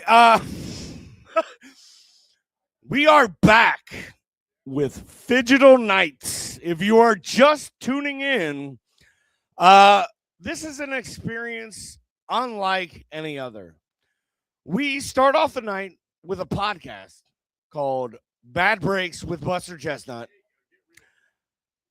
And I am him. Have you heard that phrase? Everybody in here is really old, so you probably haven't heard that phrase. But I am him. Except for, our exquisite, young, and lighthearted bartender, Gina. Tip her tremendously because she is the best. And fun fact, if you're in Hilliard and need a drink that includes a muddler, come down here to Leapin' Lizard. We're on Cemetery Road. I don't know. We're going to be open for a little bit longer. Until 2:30 or until Gina kicks everybody out. But she likes earning tips. So if you're going to tip, well, come down. Come down and hang out. At this point, we only have 5 people signed up for the open mic. So that needs to change. So we're going to adjust some, set times. So all the comedians at this point are going to get 7-minute sets. Okay? So that's a little bit of an adjustment challenge for our comedians. But that also gives you time to get down here to Leapin' Lizard. Because, 5 7-minute sets, by my calculation, is what? 35 minutes? Right? Hey, mathematicians in the audience, that's 35 minutes, right? So if you're within 35 minutes of Leap and Cemetery Road in Hilliard, Ohio, come get here. Sign up for the open mic. It's looking weak at this point. I mean, not by ferocity of the comedians. I meant weak by like signage. It's half full. I'm just saying the list it's either half full or half empty. It depends on the psychology that you choose. But anyway, so we're going to get things going, or not going, but continued going. And remember to vote for your favorite comedian tonight as loud as you can at the end of the night. And, asterisks, whatever, you have to be here to accept, by the way. I did not tell you that at the beginning. But anyway, we're giving away a $25 gift card, care of Bailey Digital Media. If you're not following us, please follow, subscribe, hit the bell, whatever platform you're on right now. Please do that. We're really close to a couple milestones, and we would like to get that support in that community. But anyway, so the winner of tonight gets $25 and a booked set on June 16th, which is another Tuesday, Phygital Nights, where you'll compete in the finals for, a chance for a 5 to 10 minute paid set at Lizard Palooza, which is June 19th through the 21st. So there is money to be had, and it's in this envelope, which is right in my pocket. If you want to win it, you need to either get the votes, get the cheers, or fight me, which I don't think you want to do. All right. So we are about to bring up our first guest, or first guest, Jesus, our first performer for the open mic competition. Somebody that accidentally, opened for me last Friday night at hashtag. But that's a whole nother story, and I might get into it later. I don't know. We'll see. Stay tuned. But anyway, let's bring to the stage somebody who, enjoys some comedy. He enjoys some sports and maybe, biopic or two. Let's welcome to the stage the one and only Waterboy.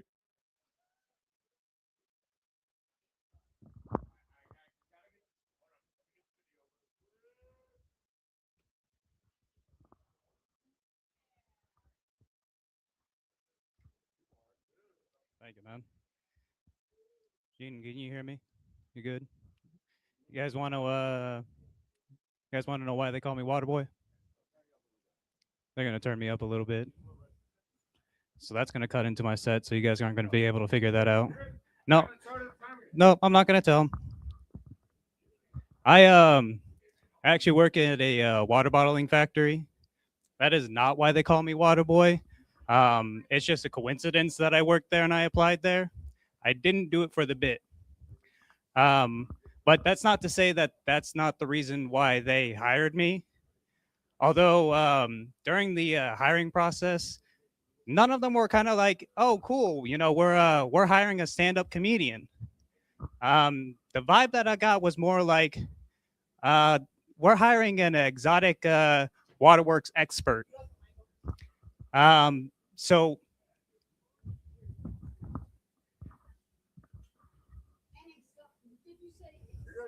an exotic waterworks expert.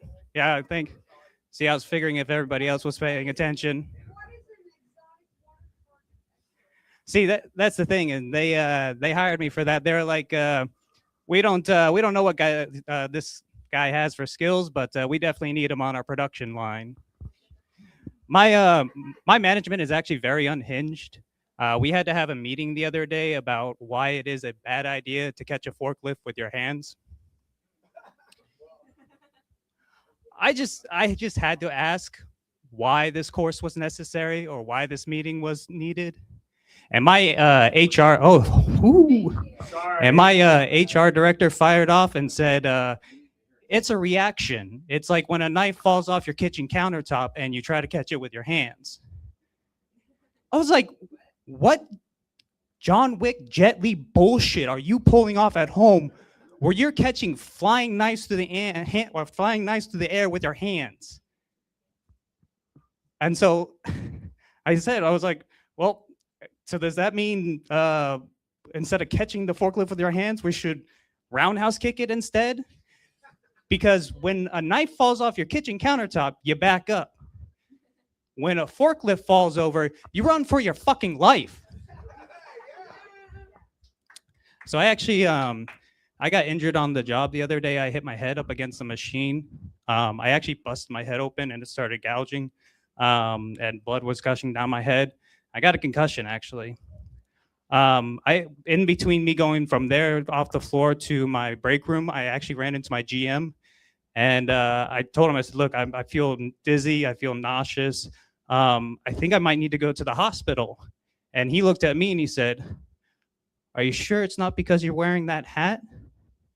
And I was like, oh, thanks, boss. That feels a lot better. And blood just keeps coming down my head. So I actually think this newer generation has a serious gambling problem. I texted my younger cousin the other day, and I was like, hey, yo, I'm coming over. And he will text me back, bet? And I said, on what? And he said, on God. And I was like, well, that's a fair bet. But then he responded, no cap. And I was like, yeah, that's because you spend it all on gambling. My dad's actually a musician. He likes to, thank you. Most of his crowd is just there for the bathrooms. So he actually he brings up his childhood a lot, his upbringing, because my grandpa was actually pretty brutal, or as my grandma would put it, grandpa was a bit of a butthead. And my grandpa actually forced my dad and his sisters to practice music and instruments after school, just so that way the one day they would be famous. And so this meant like they weren't allowed to have friends. They weren't allowed to go outside. So like complete isolation. But I have to tell my dad whenever he tells us, I'm like, well, Dad, you know, I got to give Grandpa credit where credit is due. He knew one of you was going to be a musician, just didn't know which one. He was a visionary. But my dad will always bring up, you know, when he was younger, he was never allowed to make friends. And I go, Dad, you're a famous rich musician now. Go fucking buy friends. I didn't get the light yet, so I want to try these zingers. So actually, I'm moving to or tried to move to a cul-de-sac until I saw a sign that said no outlet, and I told the realtor, "How the fuck am I going to charge my phone?" Cisgender, more like Big Brother gender. We'll work on that. You guys think the worst part about having OCD is that if your penis slightly curves to the left?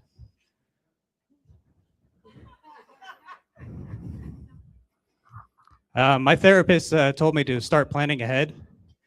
I was like, so pick up 2 vapes this time? You guys ever wonder why Johnny Appleseed's race isn't up for debate? Is because he wasn't throwing out watermelon seeds? I don't know. I wanted to try that. Some guy tried to tell me that they called Coca-Cola because they put cocaine in there. And I was like, yeah, right, man. And they called Sprite because they put little fairies in there as well. Just, again, I have nothing against the LGBTQ IRS plus community program. I'm just saying that your pride flag is in representation of the gay and queer community. If that's true, then why are the lines on the flag straight? I read a news article that said one person fatally injured in a crash between cyclists and a car. And I was like, what are we supposed to guess who won? My house actually got broken into recently.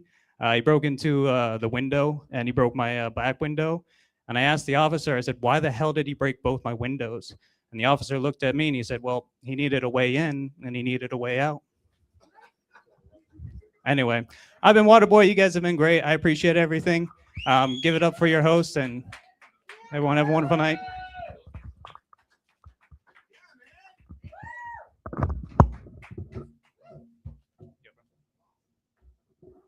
All right, keep it going for Waterboy, everybody. And by the way, Waterboy, make sure that you subscribe and follow Bailey Digital Media because I have a jersey with your name on it. Literally. Well, not literally. It says Bobby Boucher. Anyway, so we're going to keep this open mic. Oh, no. I lost my cap. No cap. As the kids say. Do they even say that anymore? I got caught up in the whole 6'7" like fighting that shit. Anyway, we're bringing up our next comedian who is gonna, go for about 6 or 7 minutes. Oh shit, sorry. The bourbon might be fueling Buster this evening. And if so, if you would like to be like Buster, PSA, don't be like Buster. But if you enjoy bourbon, come check out Leaf and Lizard. They have a delicious bourbon selection here. And, you don't have to take my word for it.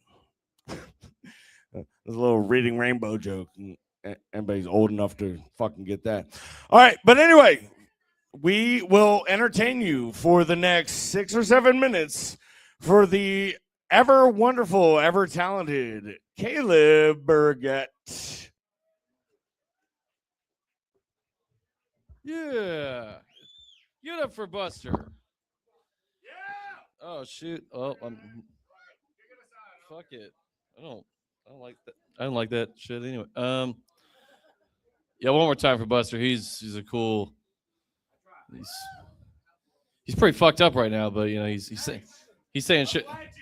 He's saying shit like no cap. Isn't that cool? Isn't that cool? That's cool, man.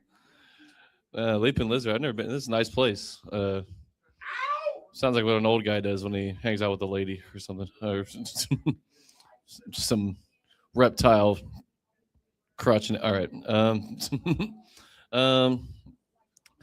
Let's see here. A little bit about me. I was play a lot of sport.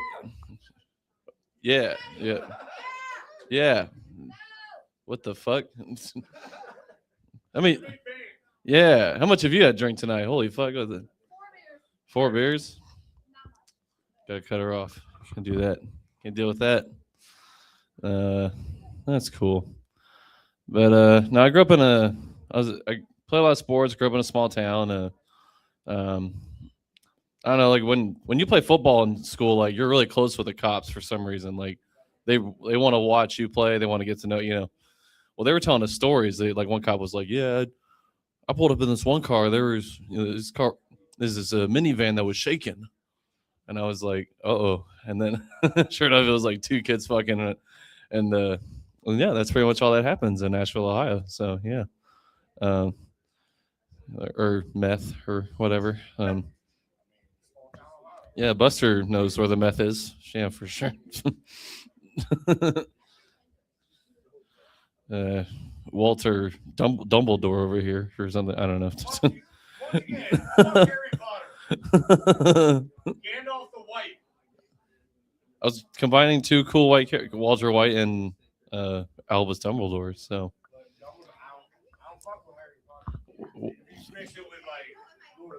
I don't fuck with that witchcraft shit, dude. Like, I got hey, it's jokes. No, fuck Harry.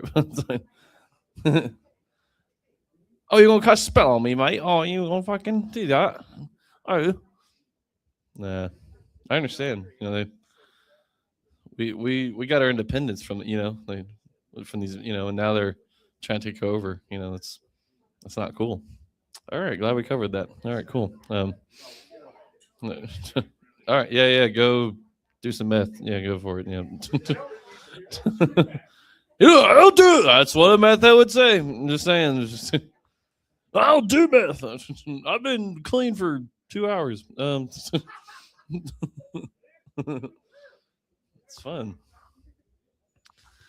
My first friend was my grandfather. He was a racist old bastard, but he was cool. We used to play basketball all the time until he got sick and died or something. But he didn't show up one day. It's cool. He's playing basketball with Jesus now. Jesus handled that cross, but I wonder if he can handle my grandpa's cross. All right, cool. Crossover. All right, I need to work on that.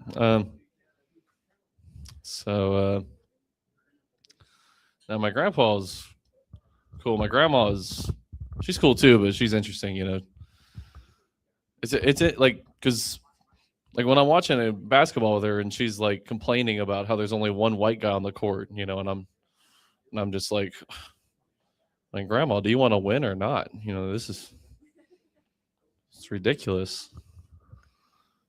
Like, I don't want a bunch of dudes from the Hamptons, that like, oh, you had a nice childhood? Yeah, you definitely quit for the NBA. No, you're not, dude. What the fuck? Like, if you didn't see somebody die, you're probably not going to play pro ball. I'm just saying, like, there's just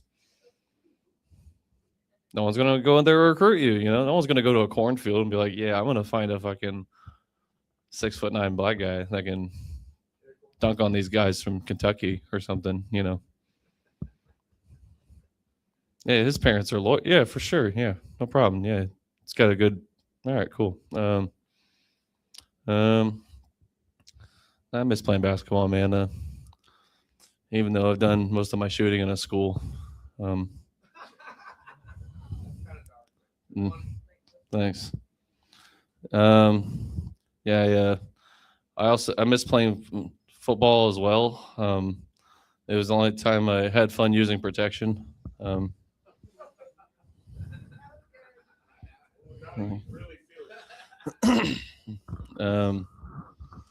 What's the difference between JFK and Lincoln? JFK got way sloppier head.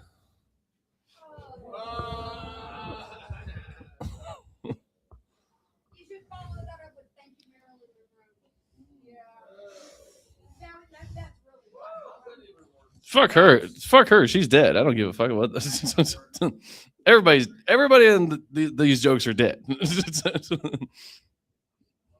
They'd love it though. Oh, Caleb, I do love your jokes. Oh, yes. Oh, that's not what the comedian can do for you. I don't know. Can't do it. 30 seconds. Oh, sweet. Thanks, Buster. Thanks, Buster Nut. I appreciate it. Let's let me think. How about USA winning gold in hockey this year? That was pretty cool. Yeah, USA, man. That was cool. I thought it was hilarious. The Canadian teams got stuffed animals, like what there's it's like what a bunch of fucking losers, dude. That's crazy, you know. Like it's like, oh yeah, sure, I'll take a fucking, oh yeah, no problem. Oh god, oh good. Oh, oh yeah, sure, I'll bend over to give you the light there, bud. Oh yeah, no problem. I'll light you there. Oh yeah. Did it come with a stuffed animal? Oh no. If I get fucked by the greatest country in the world, it better come with a stuffed animal, bud. I tell you what. You know, hey, meet me outside. I'll teach you something. These streets are hard, yo. All right, cool. Big Canada crowd in here. Hey, you know, you gotta be nice to your neighbors. You fuck your neighbor's wife. You say sorry, bud. All right, you don't.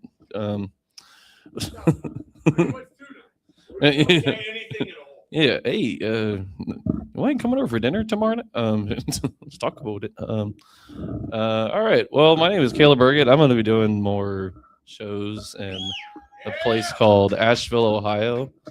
Can I tell a little quick bit about it? So Asheville is cool. It's so back when I was in 5th grade, this guy played a senior prank on the town and climbed up to the top of it and taped over the H and made another S, so it spelled Asheville for a whole day. And so now when you Google Asheville, that's my hometown's water tower. So this is a legit business we're building here, obviously. So yeah, come on out. I'm gonna try to schedule some shows like once a month ish, I would say. But yeah, come on out. You guys have been great. Here's Buster Chestnut. Thank you.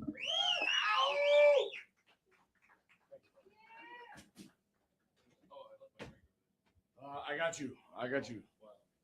With the assist, Jordan for 3. Okay, so we're going to keep things going. All right, full disclosure. This next performer is ineligible to win tonight. But I hope you still enjoy his comedy.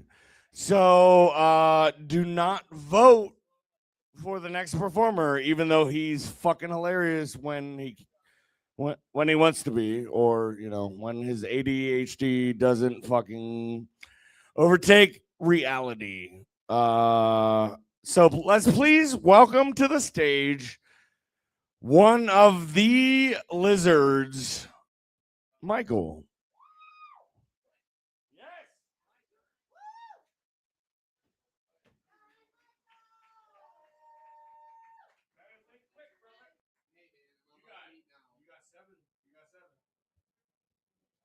You guys have taught me to be on my feet because I wasn't even ready to come up here. I usually come up here to kill time because nobody else has signed up. Oh, I have notes? Gina. So I gave up notes because I found out, at first I saw comedians. I've been through this huge experience of having comedians in here and doing the live streaming. And some of the really good ones, they got notes. I'm like, what? Wait, we can have notes? Like I could take notes and shit and like and refer to them while I'm doing it. And then I've seen other comedians come up here and just slay it and just like come up here and just talk about shit that they think is funny. And so I've been trying to go both ways. And I don't mean that in the sexual way. And if you watch my set from last week, it gets very detailed about why I don't go both ways. I'm not going to get into that, but now I need to refer to the notes because you guys might be thinking about last week. You know what? How many kids you have matters, right? So there was a comedian, and I'm sorry, I'm having trouble with names, but and you're like, I have 1 or 2 kids. That's not fair because if you have 1 kid, you always know who did it. 2 kids are just going to blame each other. 3 kids, it starts to get a little dynamic, right? And it depends, even if they're like boys, girls, whatever, the kids have like this plan to try to divide mom and dad to get what they want, right? And I don't mean that in a bad way. I mean it in a good way. Sometimes it's just to get ice cream.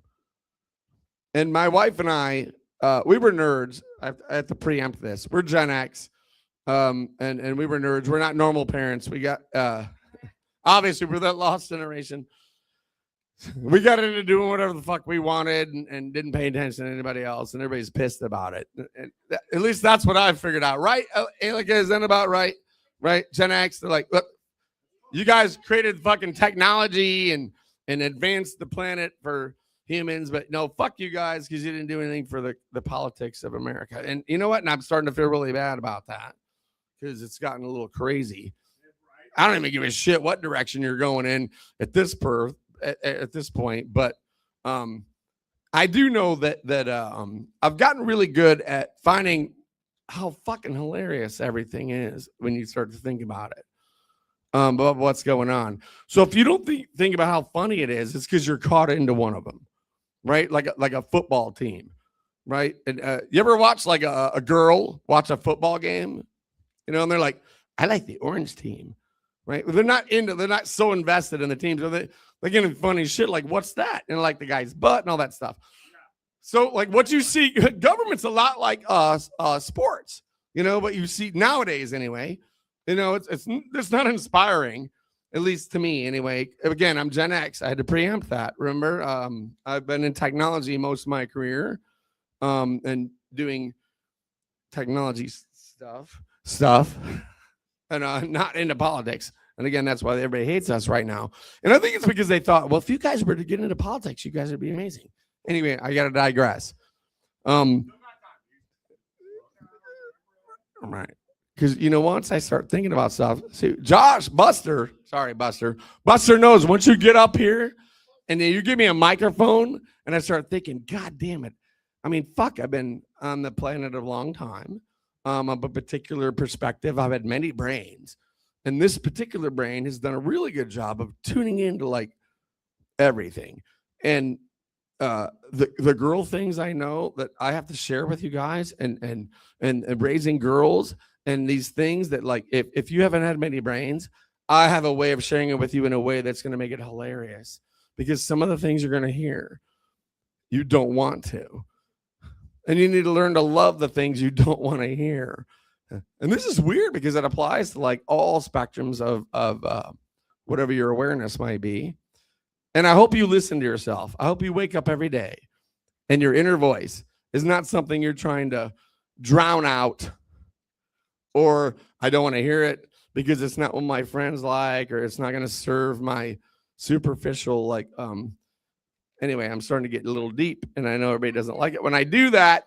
But the funny part is, if you do listen to yourself, every moment has a hilarious reflection upon something that's trying to manipulate you that can't. Because when you got you, it becomes hilarious to be like, wow, really people buy into that. Like, no. Anyway, that's where the funny stuff comes in. And you know what? It's funny because anyway, I got funny stuff, you guys. You know what, Alec, I'm gonna blame you, both of you guys, for getting me off topic. Both of you and yourself.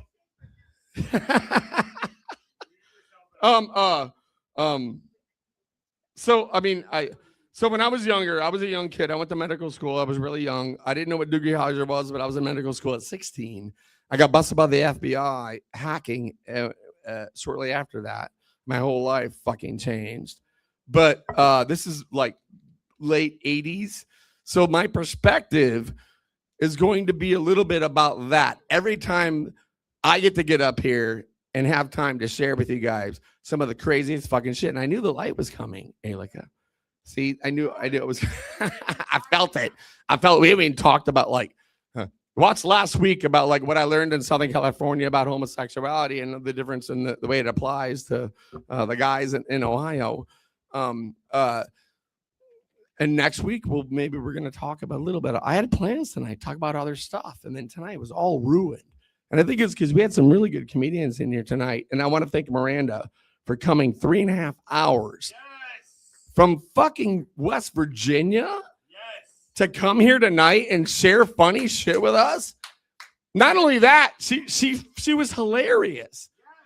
And oh my God, it was fucking amazing. So if you guys have been watching this stream, she's one to watch.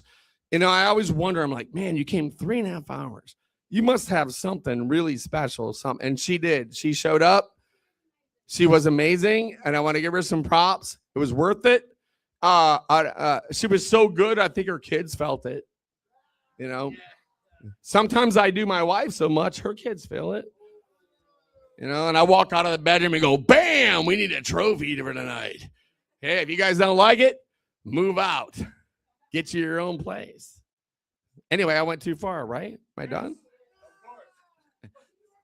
See, I always have weird shit I'm going to fucking share, Josh. Or Buster. Sorry, Buster. Hey, I love you guys.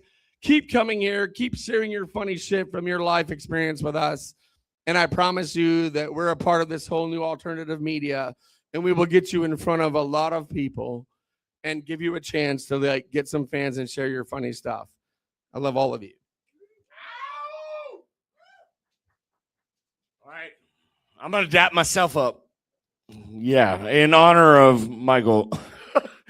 All right. So real quick, just a reminder, Michael is ineligible for our contest.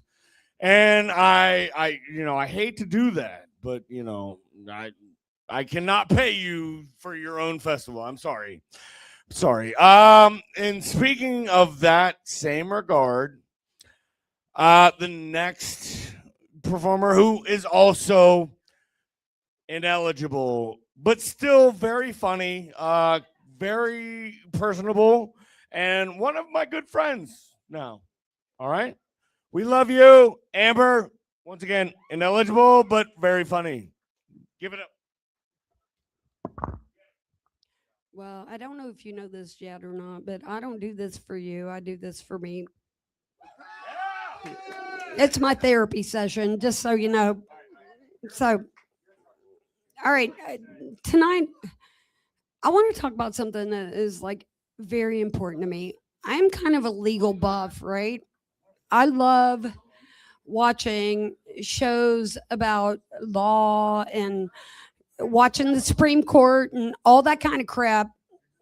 I think I actually have a problem. But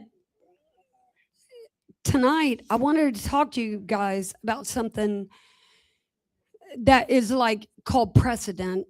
And most of these laws come from precedent because at one point in time, there was some legal ruling that decided that, well, you know what? We should make it a law so you can't walk down the street backward eating a donut because a dumbass is going to fall in a manhole and kill himself. So, I mean, there is such thing as legal precedent. And so we have to be respectful of what's happened in the past and make sure we don't let people do the same stupid shit again in the future. But there are some things I have to question, because like in Illinois, it is illegal to have an ice cream cone in your back pocket.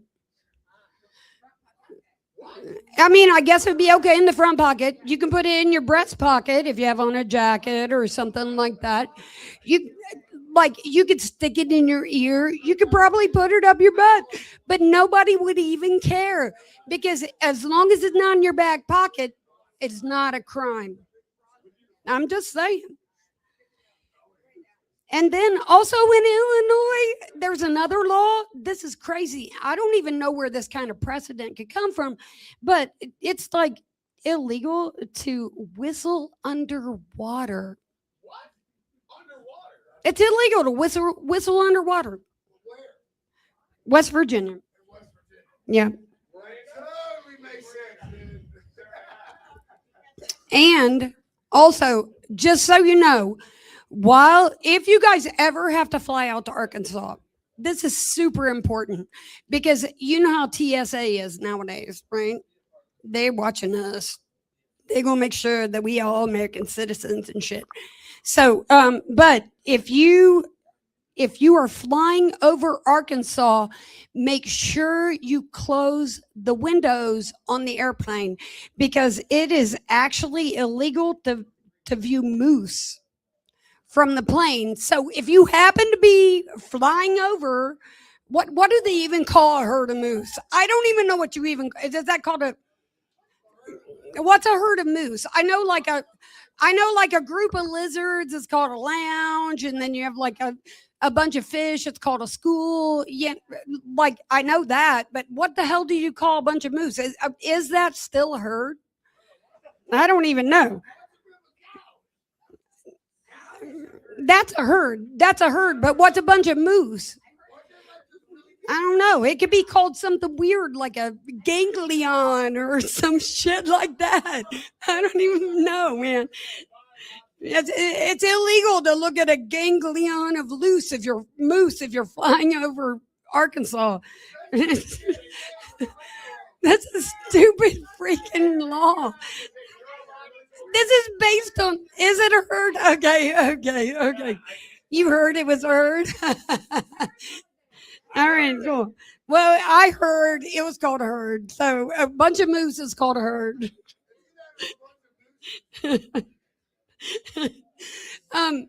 There is a $25 fine for flirting in New York.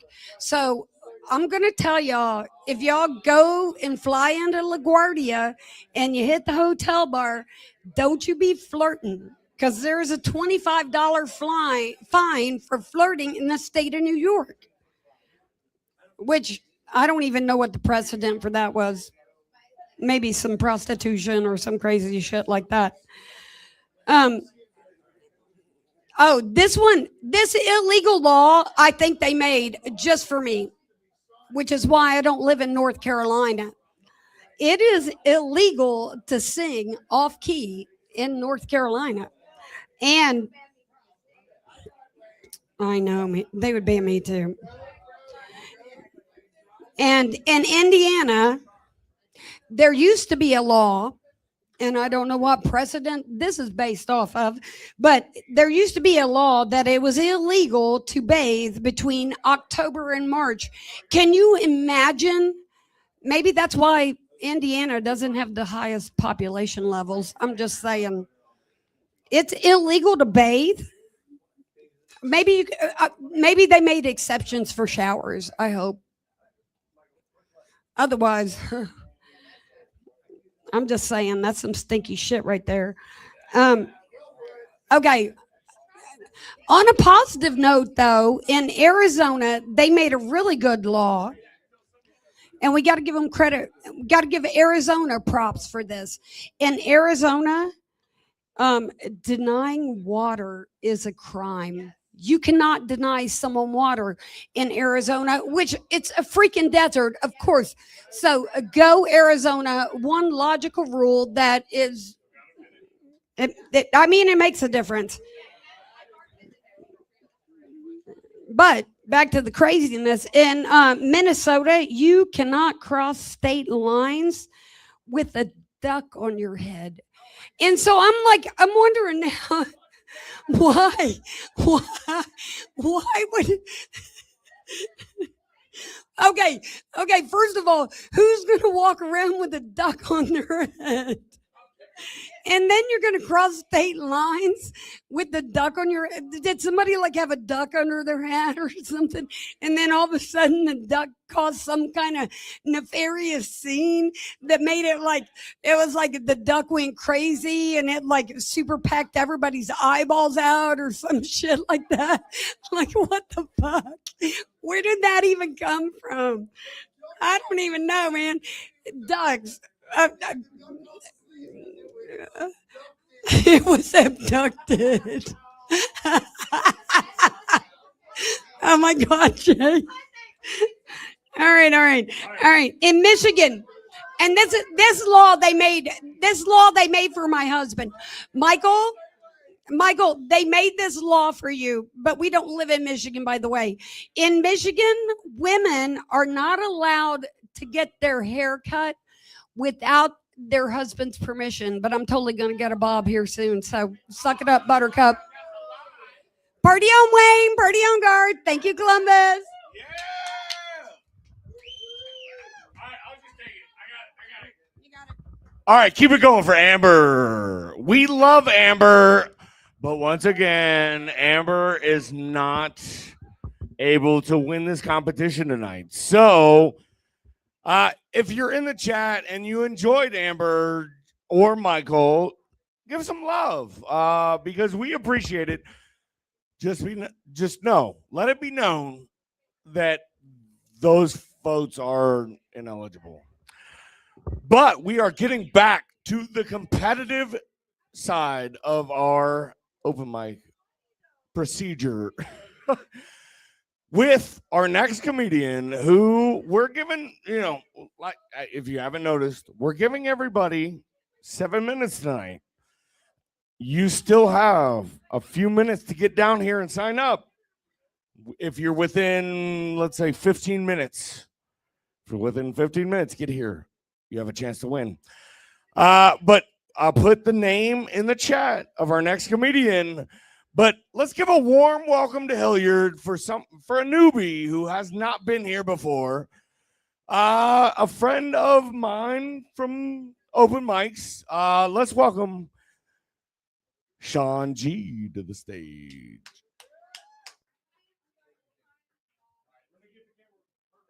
Oh, jeez. I'm ready for my close-up, Mr. DeVille.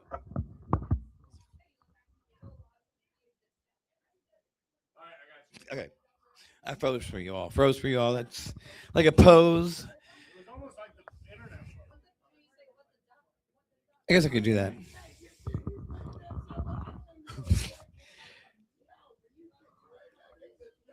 Oh, no, I like this. Yeah, no, he knows. He's talking about how I look like Andy Dick. Anybody, if you notice that? Anybody else? Does anybody else have any celebrity lookalikes that people call them? Hey, look, you don't? Are you sure? You ever seen Game of Thrones? You look like a few people in there. I'll let you Google that or look it up later. She does a lot of research. Came here to this open mic because I didn't know where I was going. I know you were recording. I'm so nervous. Not really. All right. No, but yeah, I get tired of being looked or called that I look like Andy Dick. I don't like it because, think about it. If you were told you look like a celebrity who got caught finger banging himself in the back of an Uber while his daughter was in the back seat, you don't want to be that person. Don't want to be the person. Let's see. I'm sure you all have heard of these people, part of the... Oh, it's okay. No, it's all good. Y'all can do whatever you want. Just a gay queer over here. I'm getting so pissed off right now. I'm kidding. I had to pull out my Andy Dick voice. I hate Andy Dick, man. I should be getting paid off of his royalties everywhere. Oh, the one, the guy who's... I'm buying I own everything. That one, this one. The Donald is here. I want to talk about the gay guy trying to be me. Not a good comic, I think. He looks like a real terrible person. Probably does bad things to people. Just, you look, he's a small guy, little guy. There's no way he's big enough to take me down. But to speak on Donald Trump, I wish Donald Trump would have taken the Caitlyn Jenner route. Come on now, you know what I'm talking about. Bruce Jenner is still Bruce to me because he's a bitch, okay? But he had the operation, all these things. He's the most ugly woman I've ever seen in my life. I mean, you can't put any more spray paint, makeup, plastic surgery on that to make that look pretty. And that's the face. Think about the beef stuff down here. More like beef stew. I'm just saying, I don't know about it, but it's scary as fuck to think about it. And I think the reason why Bruce went this route is because Bruce and Epstein knew each other, so you know what that means. Very simple. He's been sucking Donald Trump off. He was on the list. I don't know. So Bruce is on the list, but Caitlyn is not. See? Donald Trump could be called Donatella right now, and we'd be like, oh, she's just minstrel. She's just minstrel. Bomb Iran. We're going to bomb Iran right now. I'm so pissed right now. You are going to not want to impeach your first trans president, do you? He would ride that wave all the way home. A third term would be easy as fuck. And it's all because the LGBT people were like, oh my God, we love you now. It's like, no. That's why I don't jump on that bandwagon, all those letters. I don't like the alphabet. I'm dyslexic. Fuck that shit. Forward or backwards with a flashlight in my face and my boot above a bumper. You're going to jail. You're damn right you're going talking about me. Sorry, he keeps coming in, you know, intercepting my, shut up, your set is terrible. Fuck you, Donald. Well, they have real tiny eyes. They squint. We like to watch them drive. Obama! You know, he has a twitch when he does Obama's name. You notice that? I think it's funny because Obama's probably the reason why he was like, I'm going to have to run and win, because Obama roasted the fuck out of him. Dude, that was epic roasting. If he was never to be president, he was definitely meant to be a comic. Okay, Obama was the shit. Could handle hecklers better than any comic I've ever seen. I don't care. Like, no, don't throw him out. We'll just hear what you got to say. It's like, God damn, you're so hot when you talk so nice. If you don't know what I'm talking about, Obama is a sexy man to me. He sure is. Well, I don't know. He didn't have to sing for me. I would go right for it. Michelle, I'm sorry. Move. Michelle would whoop my ass, though. I'm not going to lie. You know what I'm saying? She's kind of like Stephanie Cash App. I think if you piss Stephanie off enough, it turns into Stephanie Cash Me Outside. You can see it. I'm like, this mama is not going to fuck around. No one better fuck with her kids or her. But I love her to death. She's awesome. She's one of the first ones I ever saw in Columbus. This is where I started doing comedy. I'm from Louisville, Kentucky. Yeah. Horse racing, sheep fucking, and bourbon. That's what we're known for.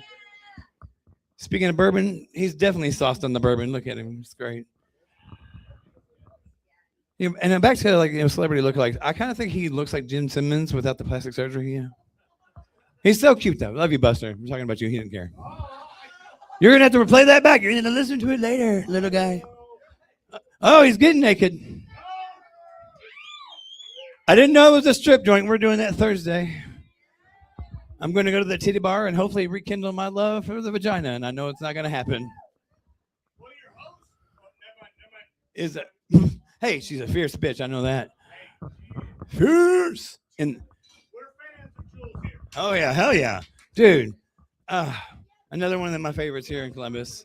Yeah, but we're going to the titty bar. I'm going to pretend like I'm hoping to find some new lease on pussy.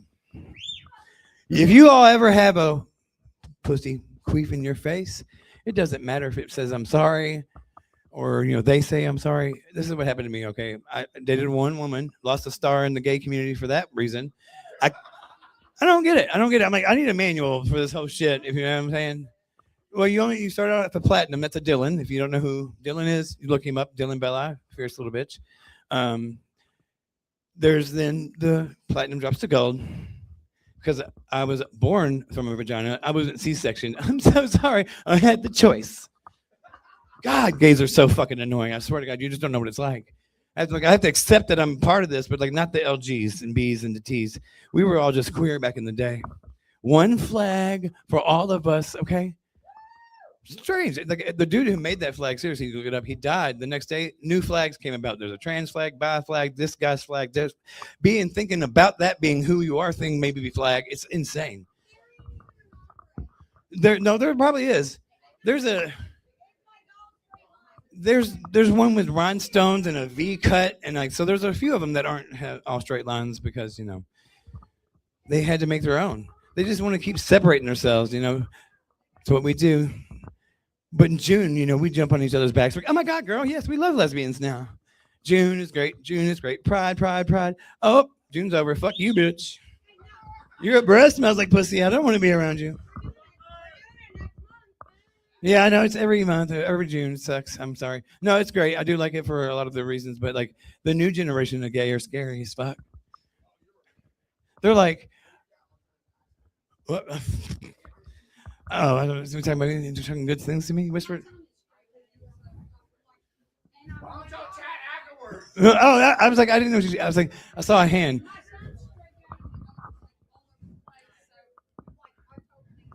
Well, look what you did. You made more. We need you to create tribe people that will continue the tribe. That's what straight people do.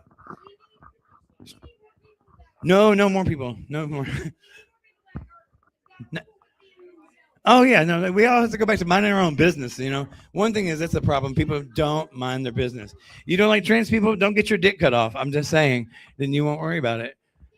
I'm like, oh, you don't like gay people? Then quit being gay. Hate that shit. Hate it. Not in public. Not here again. Not here again. Y'all don't remember. Y'all weren't here that night. So anyway, you think it was my first time here? I would get around. I get around.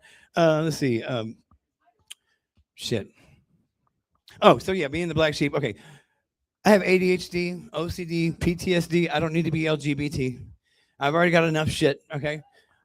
They're going to add letters and numbers together, eventually being like an Elon Musk like child. I don't know, because he's got a weird naming system for his kids.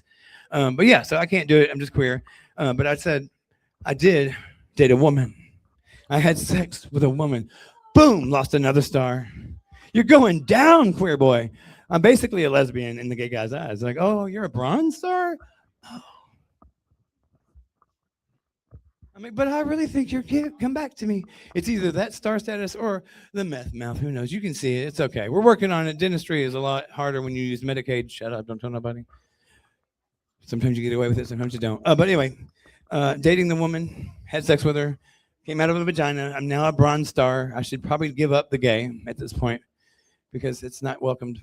Not welcome if you're bronze. I didn't get a manual. There's not a manual for this. But the other thing I did was I tried to perform cunnilingus on the lady. And if you don't know what that is, you're not educated. No, it's the same thing as fellatio, but only on a woman. Fellatio is a blowjob. You're very welcome. Some of them are not going to know. That's why our education is great in this country. And now you know. And the more you know. So yeah, and so I really wanted to give it a shot. She gave me blowjobs a lot, and blowjobs are easier to do. I don't care what nobody says. You're geared to it. They give you carrots that are shaped like that, hot dogs, popsicles, pickles, on and on. Straws are even made in the shape. You have to slip it a little bit. There's nothing out there in the wild that looks like a vagina, and you can practice on it. So it's easier for I think most people to suck a dick, just in my opinion, than get inside and make something like the clitoris scream, shout, or holler, or show up. It's a hard thing to do. I don't know how people do it. That's why it's so complicated. I don't like to do complicated things, and women are already complicated. So the vagina is even more intimidating. You got to knock on the door, give the password, touch this, click that, flip this, bean, coin. I can't deal. I have arthritis. I had it at a young age. Fuck that shit. But I got close enough. It was warm. I could feel the heat. And then a pussy fart. I was 14. I didn't really know what that was. I didn't know it was a queef. And she was supposed to be a virgin too. And I'm like, wait a minute. If you queef, there's been something inside there. I know now because I've bottomed at least once or twice. Not fun. I thought I was gonna get a star back for doing that. You know, stars don't work that way. Stars, not in the gay community. Yeah. So I think it's funny that I have one girl, one vagina. I try to eat it and give it some, kind of lingus, and boom, it immediately lets me know you're not going to be good at this. Get away. Like, back up. No guy's ever done that. That's why I know I'm good at what I do, and I want to thank The Rock for teaching me how to do it. La la la la la la. I mean, come on. If you don't know The Rock, yes, The Rock taught us all how to eat pussy, and we don't even thank him for it. Go back and look at those promos. Oh, la la la. Oh, is it? Did you give me light? Yeah, I did. Oh shit. When? Anyway, okay. The light came to me, and it won't ever come from God. Here we go. All right, keep it going for Sean G. I have your notebook. I'll deliver it just in a moment. Do you want me to even mess around with putting the mic back in the mic stand, or God, making me do work? Okay. I will see what I can do. I'm a bad judge at height. Well, that I understand. Or you can angle it up. I don't fucking know. Whatever. All right, I'm at least in frame, right? I feel like I'm hunching. I'm hunching. All right. Did you see like how I subtly and yes, I emphasized the T. Grabbed, the notebook. That's a pro fucking move if you're, looking out there in digital world. That's how you do pro production. Anyway, we're gonna keep going on. So far, eligible voting, open mic participants are Waterboy, Caleb Burgett, Sean G, and our next performer, who totally understands my philosophy of leaning into the weird. And I don't mean that in a disrespectful way, because I appreciate it. I mean, fuck, look at me. I'm fucking weird, and I understand that. So please, everybody, welcome to the stage my friend, Alika.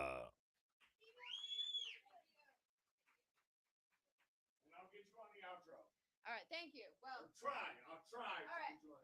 See, hopefully it'll work. I'll put this up here.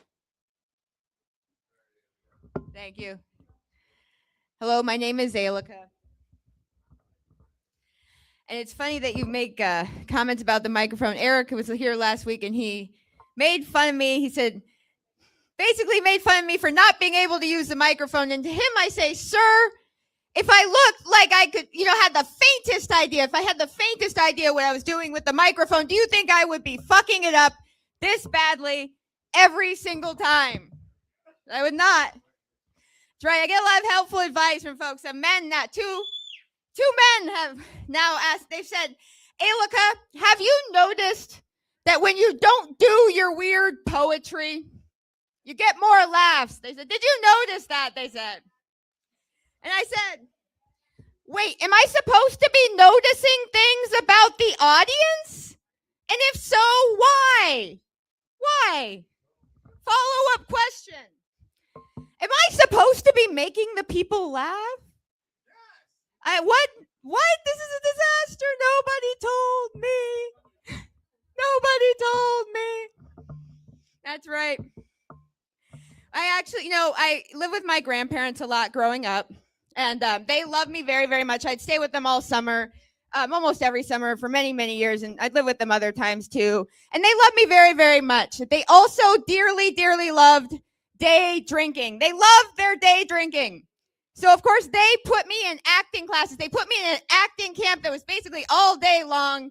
And, before you say to me, Alika, it sounds like your grandparents didn't love you very much at all. You know what? Obviously, they love me a great deal. Otherwise, they would have had me stay home and watch their day drinking, right? Do the math, right? Yeah, thank you. Well, yeah, I told my dad that joke, and he laughed. He actually laughed, and he said, "Oh, that's funny because it's true, Alika." He said, "That's funny because it's true." Well, that's what my dad said. Funny because it's true. And I said, "Well, it's okay. He can say that. He can say that." Yeah, because the statute of limitations on neglect was up a long time ago. Yeah. I'm kidding. My grandparents always took much better care of me than my parents. So. Yes, but they sent me to those acting classes. And the acting classes, they were too good. Turns out they were too good because sometimes now I bomb on stage. They say to me, "Alika, we brought you here to do comedy, but you scared and confused the audience." They said, "You went full Sam Kinison on them." They said, "Alika, you can't go full Sam Kinison. You can't go full Sam Kinison on the audience." They said, "Not without a warning." They said, "You're a woman, and it's jarring because it contrasts so starkly with your normal, calm demeanor." Yeah. And I replied, of course, "I'm not good." This is my reply, of course. "I'm not good with pop culture. I don't know who that is." Then I said, Thank you. Thank you for showing me a picture because now I know who that is." I seem to remember something about that angry, angry, round-faced man. And I say, "Yes. And now, upon further reflection, I have watched more Sam Kinison, and you are correct. I did go full Sam Kinison on the audience. They were afraid of me, and it did not go well. So, I like to warn everyone first now. It's right. It's right. And I brought this picture just real quick. Because people ask me what happened to my face, and the thing is, yeah, this is an artist rendering. It may have not happened exactly quite like this, but when you end up with some cactus spines in your face accidentally, people say, they work their way out over time. People say to me things like, "Alika, did you try to get them out when they first went in?" And I say, "What? Should I have tried to get them out? Maybe I would have been better. But yeah, no, look, I tried to get them out. Yes." And people ask things like that. "Are they growing in there?" And I'm like, I don't know. Do wood splinters turn into trees, guys? But anyway, this is just my artist rendering here. And I'd like to just go on to say, I now only stay in hotels that give you ears. Thank you. It's not true. I can rarely afford to stay in hotels nice enough to give you ears. Yeah, I've never had a lot of money. Well, the thing is, I have a master's degree in economic anthropology and an almost PhD in economic anthropology. I think we all know what that means. They're the best paying job I've ever had. Best paying job I've ever had. Someone shout it out. Bartender. I didn't hear it. Bartender, of course. That's my master's degree and almost PhD. Of course, best paying job I ever had. Bartender. Close second. Anyone name it? Cocktail waitress, of course. That is correct. So in my life, I've owned I don't know, lifeguarding when I think it was Taco Bell. I went to Taco Bell in the 90s. It's sad.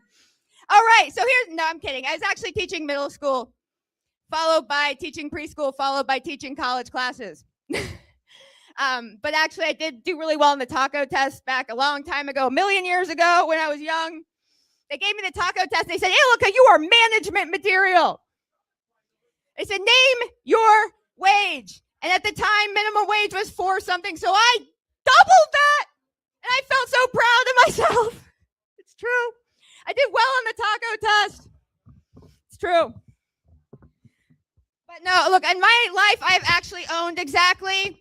owned only 2 cars. The first one was a 1996 Toyota Corolla, but the second one was much fancier. It was a 1999 limited edition Toyota Corolla. Yeah, thank you, yeah. And sometimes people say, Well, you know what? Actually, I dated a guy, and he said to me, Alika, it must be nice to have a car you don't have to worry about fucking up. And this is back when I was driving my 96 Roll. He said, it must be nice to have a car you don't have to worry about fucking up. And at the time, all I thought was break up with him. I already knew I could never have sex with him again, not after what I saw. The lushest, densest, old growth, belly button lint forest. Belly button lint forest. I'd never seen anything like it. I knew I could never have sex with him again. But I was in grad school and I was busy and I got lazy about breaking up with him. But over the years, I've begun to realize, yes, there are maybe some advantages of having a car you don't have to worry about fucking up. So first of all, almost no one's going to ask you for a ride, right? And the only people who do, people just out of rehab. Your friends just out of rehab. And they fall into two categories. Of course, the people who, look, I'm the only one who's not still mad they puked in my car, right? Yeah, those folks. And the folks, the second category of folks who do ask for a ride, just out of rehab, is naturally those who really, really, really need to go to rehab because they do not have any memory of what car I drive. So they do not know how humiliating it is going to be.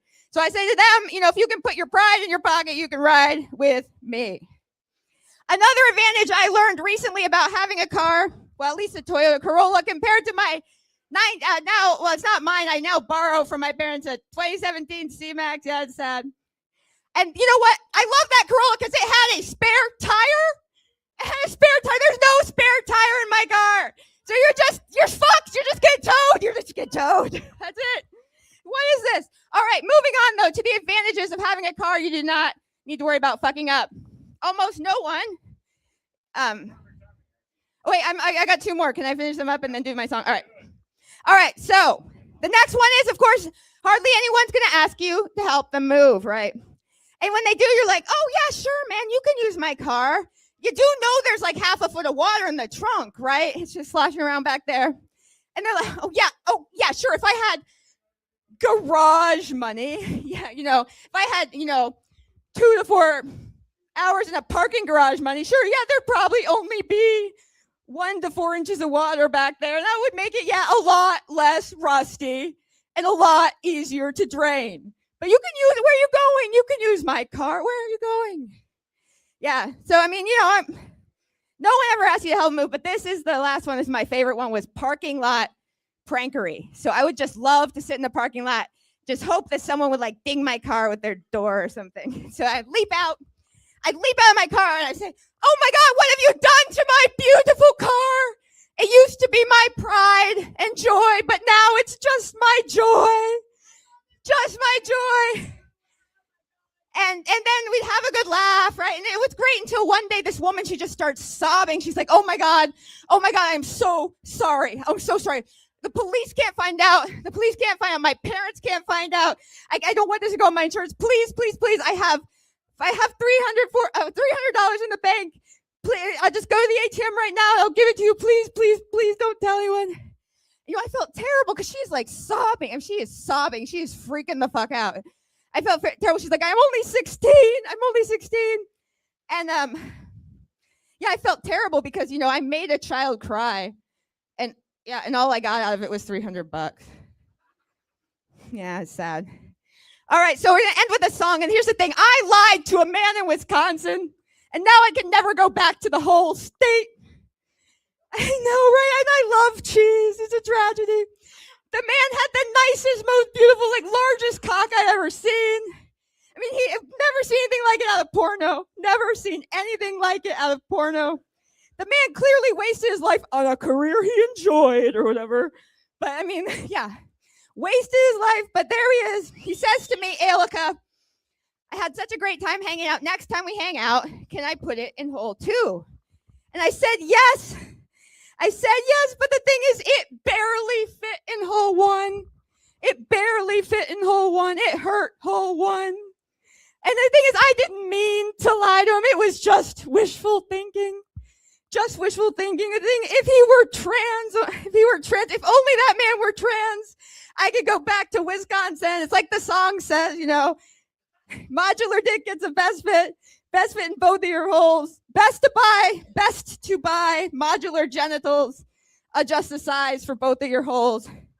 Trans men care about your holes. They never buy giant strap-on dildos. They're not gonna do that to you. Trans men care about your clit. They never use too big a dick. That's right. And trans men screw without semen, which keeps you safe from Republican demons.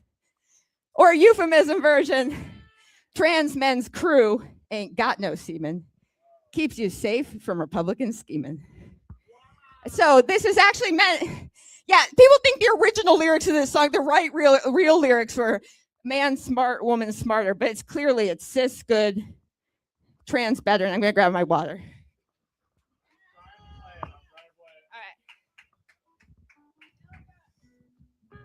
Ever since time began, people been comparing how different dicks fit them.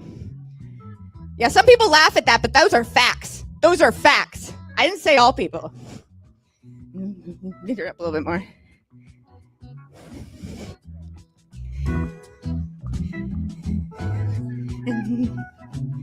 Dad were always very nice about their music.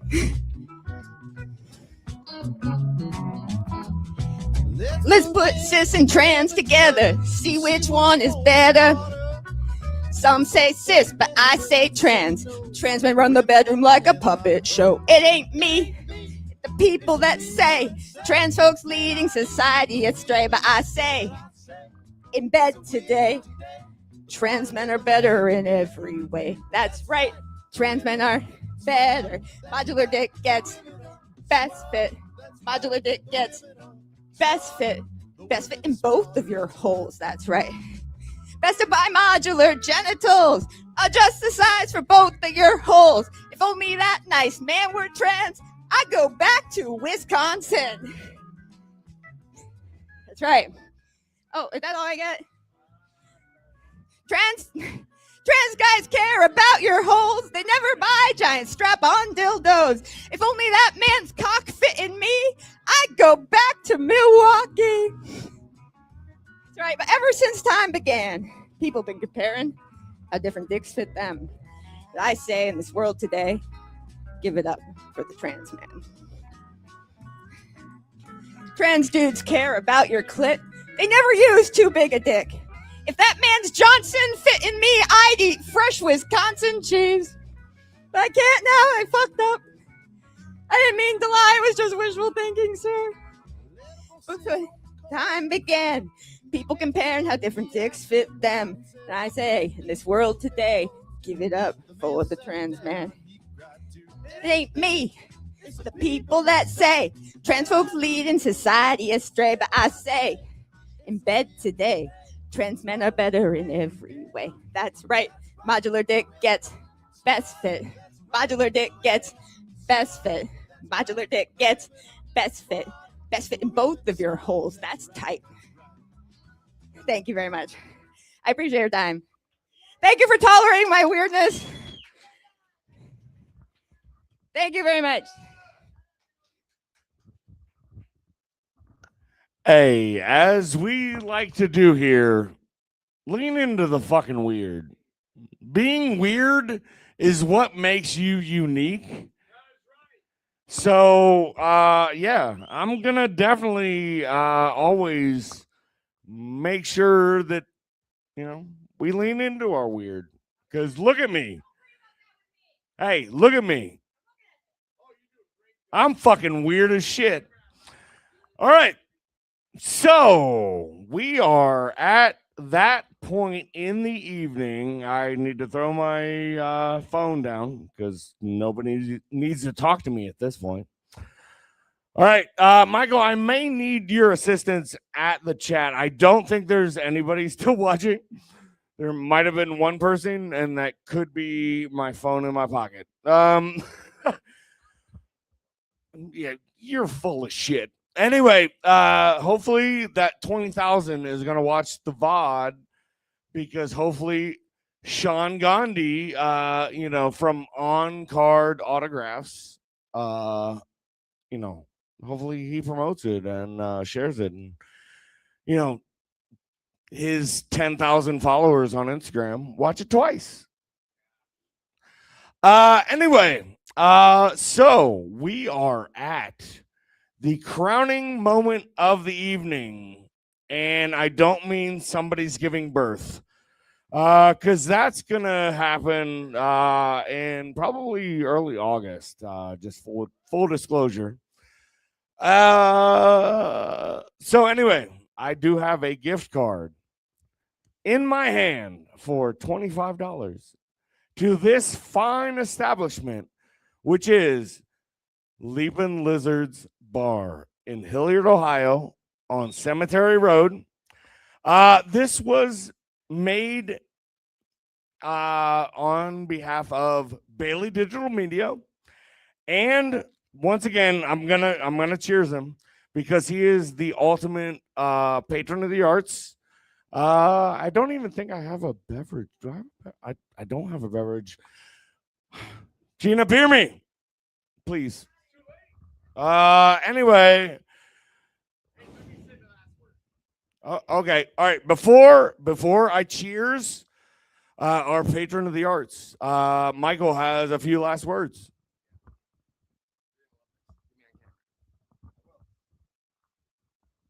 All right, Steve, I don't know who you are, but I want to let you know that I'm on your same page.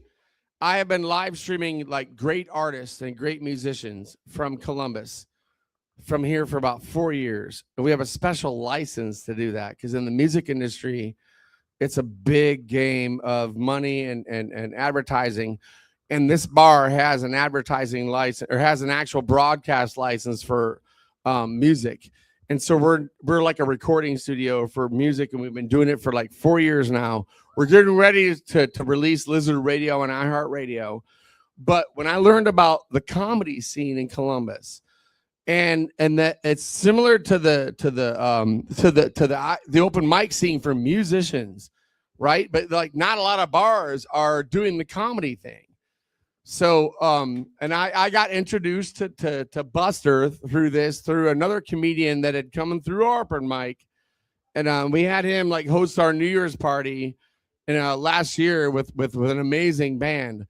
So if you guys aren't familiar with this new alternative media way of broadcasting, we have a lot of talent here and a lot of good broadcasting talent. So you might be visiting the Lizard and have some of our great bourbon and enjoy some of the great dive bar prices of an awesome place.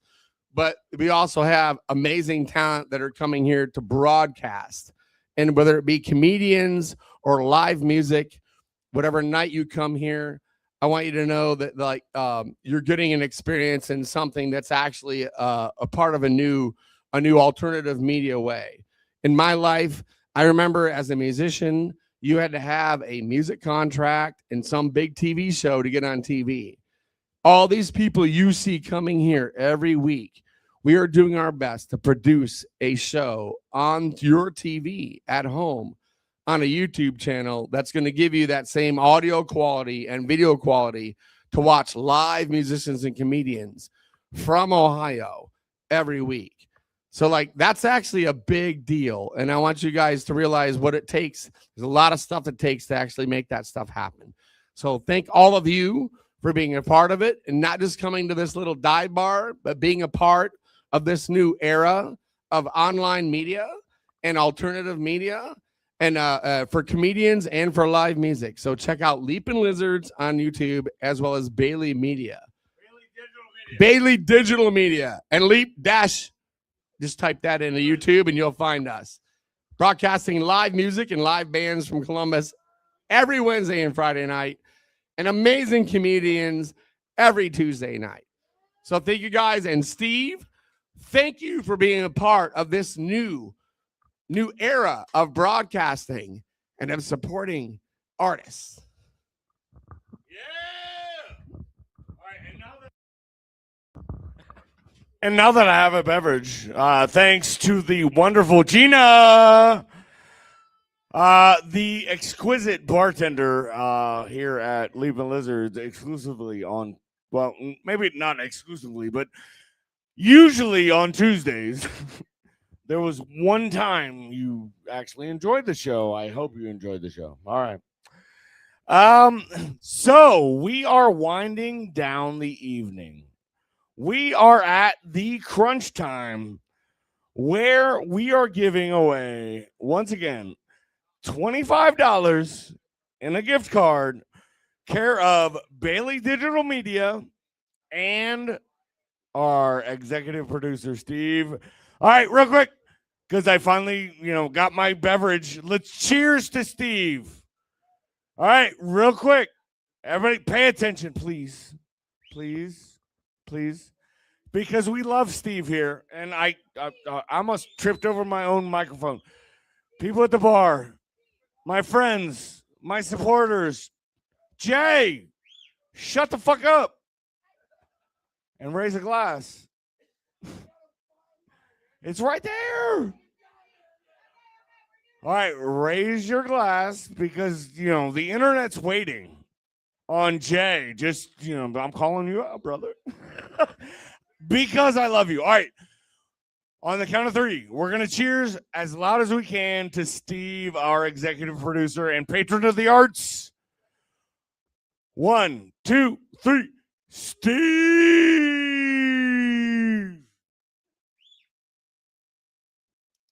You too can become an executive producer and sit at these wonderful tables, which you can't see because I'm too lazy to fucking point them to them.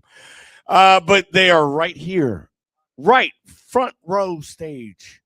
But if you're interested, get a hold of me, BaileyDigitalMedia.com. All right, we are at the main event. We have, I believe, 4 eligible contestants. Michael, is this locked on me? Because this is important. I need to make sure. We good? We're green. All right. So we have 4 eligible comedians tonight. And all right, just for fun, I'm gonna go in reverse order.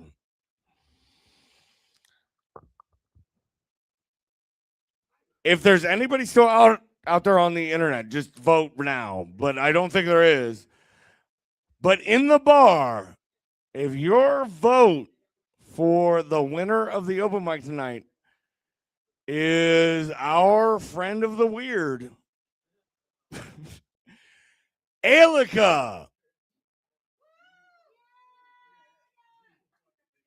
Okay. I mean, I appreciate you, but I have a microphone and a gift card and, everything in my hands. But I would have clapped for you. I appreciate you, Alika. I appreciate you. All right. So our next contestant, going in reverse order of appearance tonight. Who's got to vote for Sean G? Okay. I'm sorry, Alika, but that's an early front runner. You did. You actually did. I see you. I do see you. I see you. All right. Continuing on. It was earlier in the night. If you weren't here, I'm sorry, but you can still cheers. Cheers, whatever. Caleb Burgett.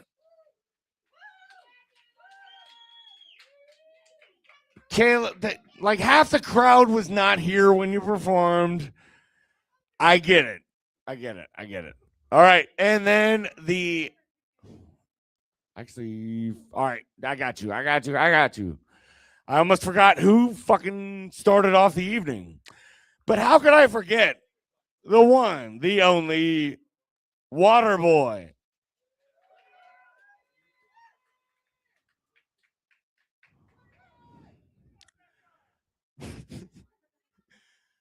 I almost feel like that fucking vote won it, but okay. So we're really close. We're not really close, but we're close enough that we're gonna get a revote. All right, we're gonna get a revote, and all right.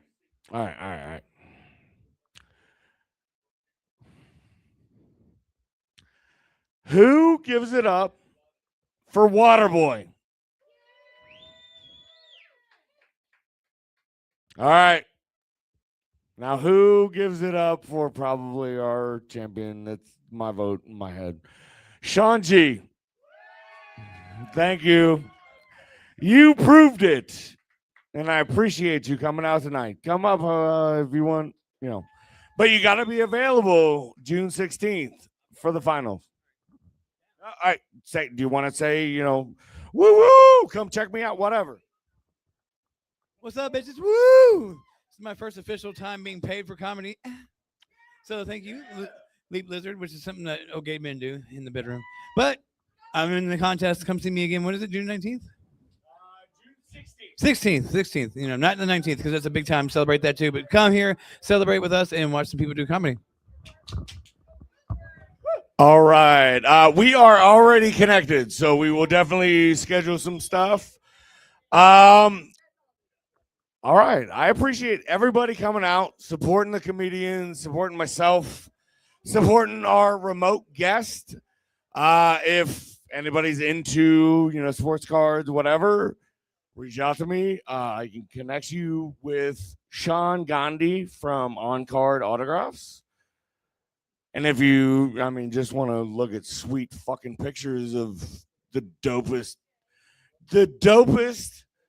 professional athletes' signatures on the best cards ever, I recommend giving that dude a follow on Instagram. All right. Without further ado, can I get your assistant, Michael? You know the routine.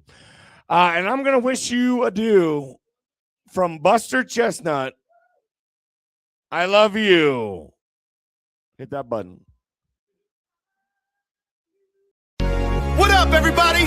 Let's go! Flipping through the packs, chasing down that 101, yeah. Searching for the grail till the morning sun comes. Buster! Hit that monster pull, an impossible play. Change the whole damn game in a major way. We hit that monster pull, an impossible play. Change the whole damn game in a major way.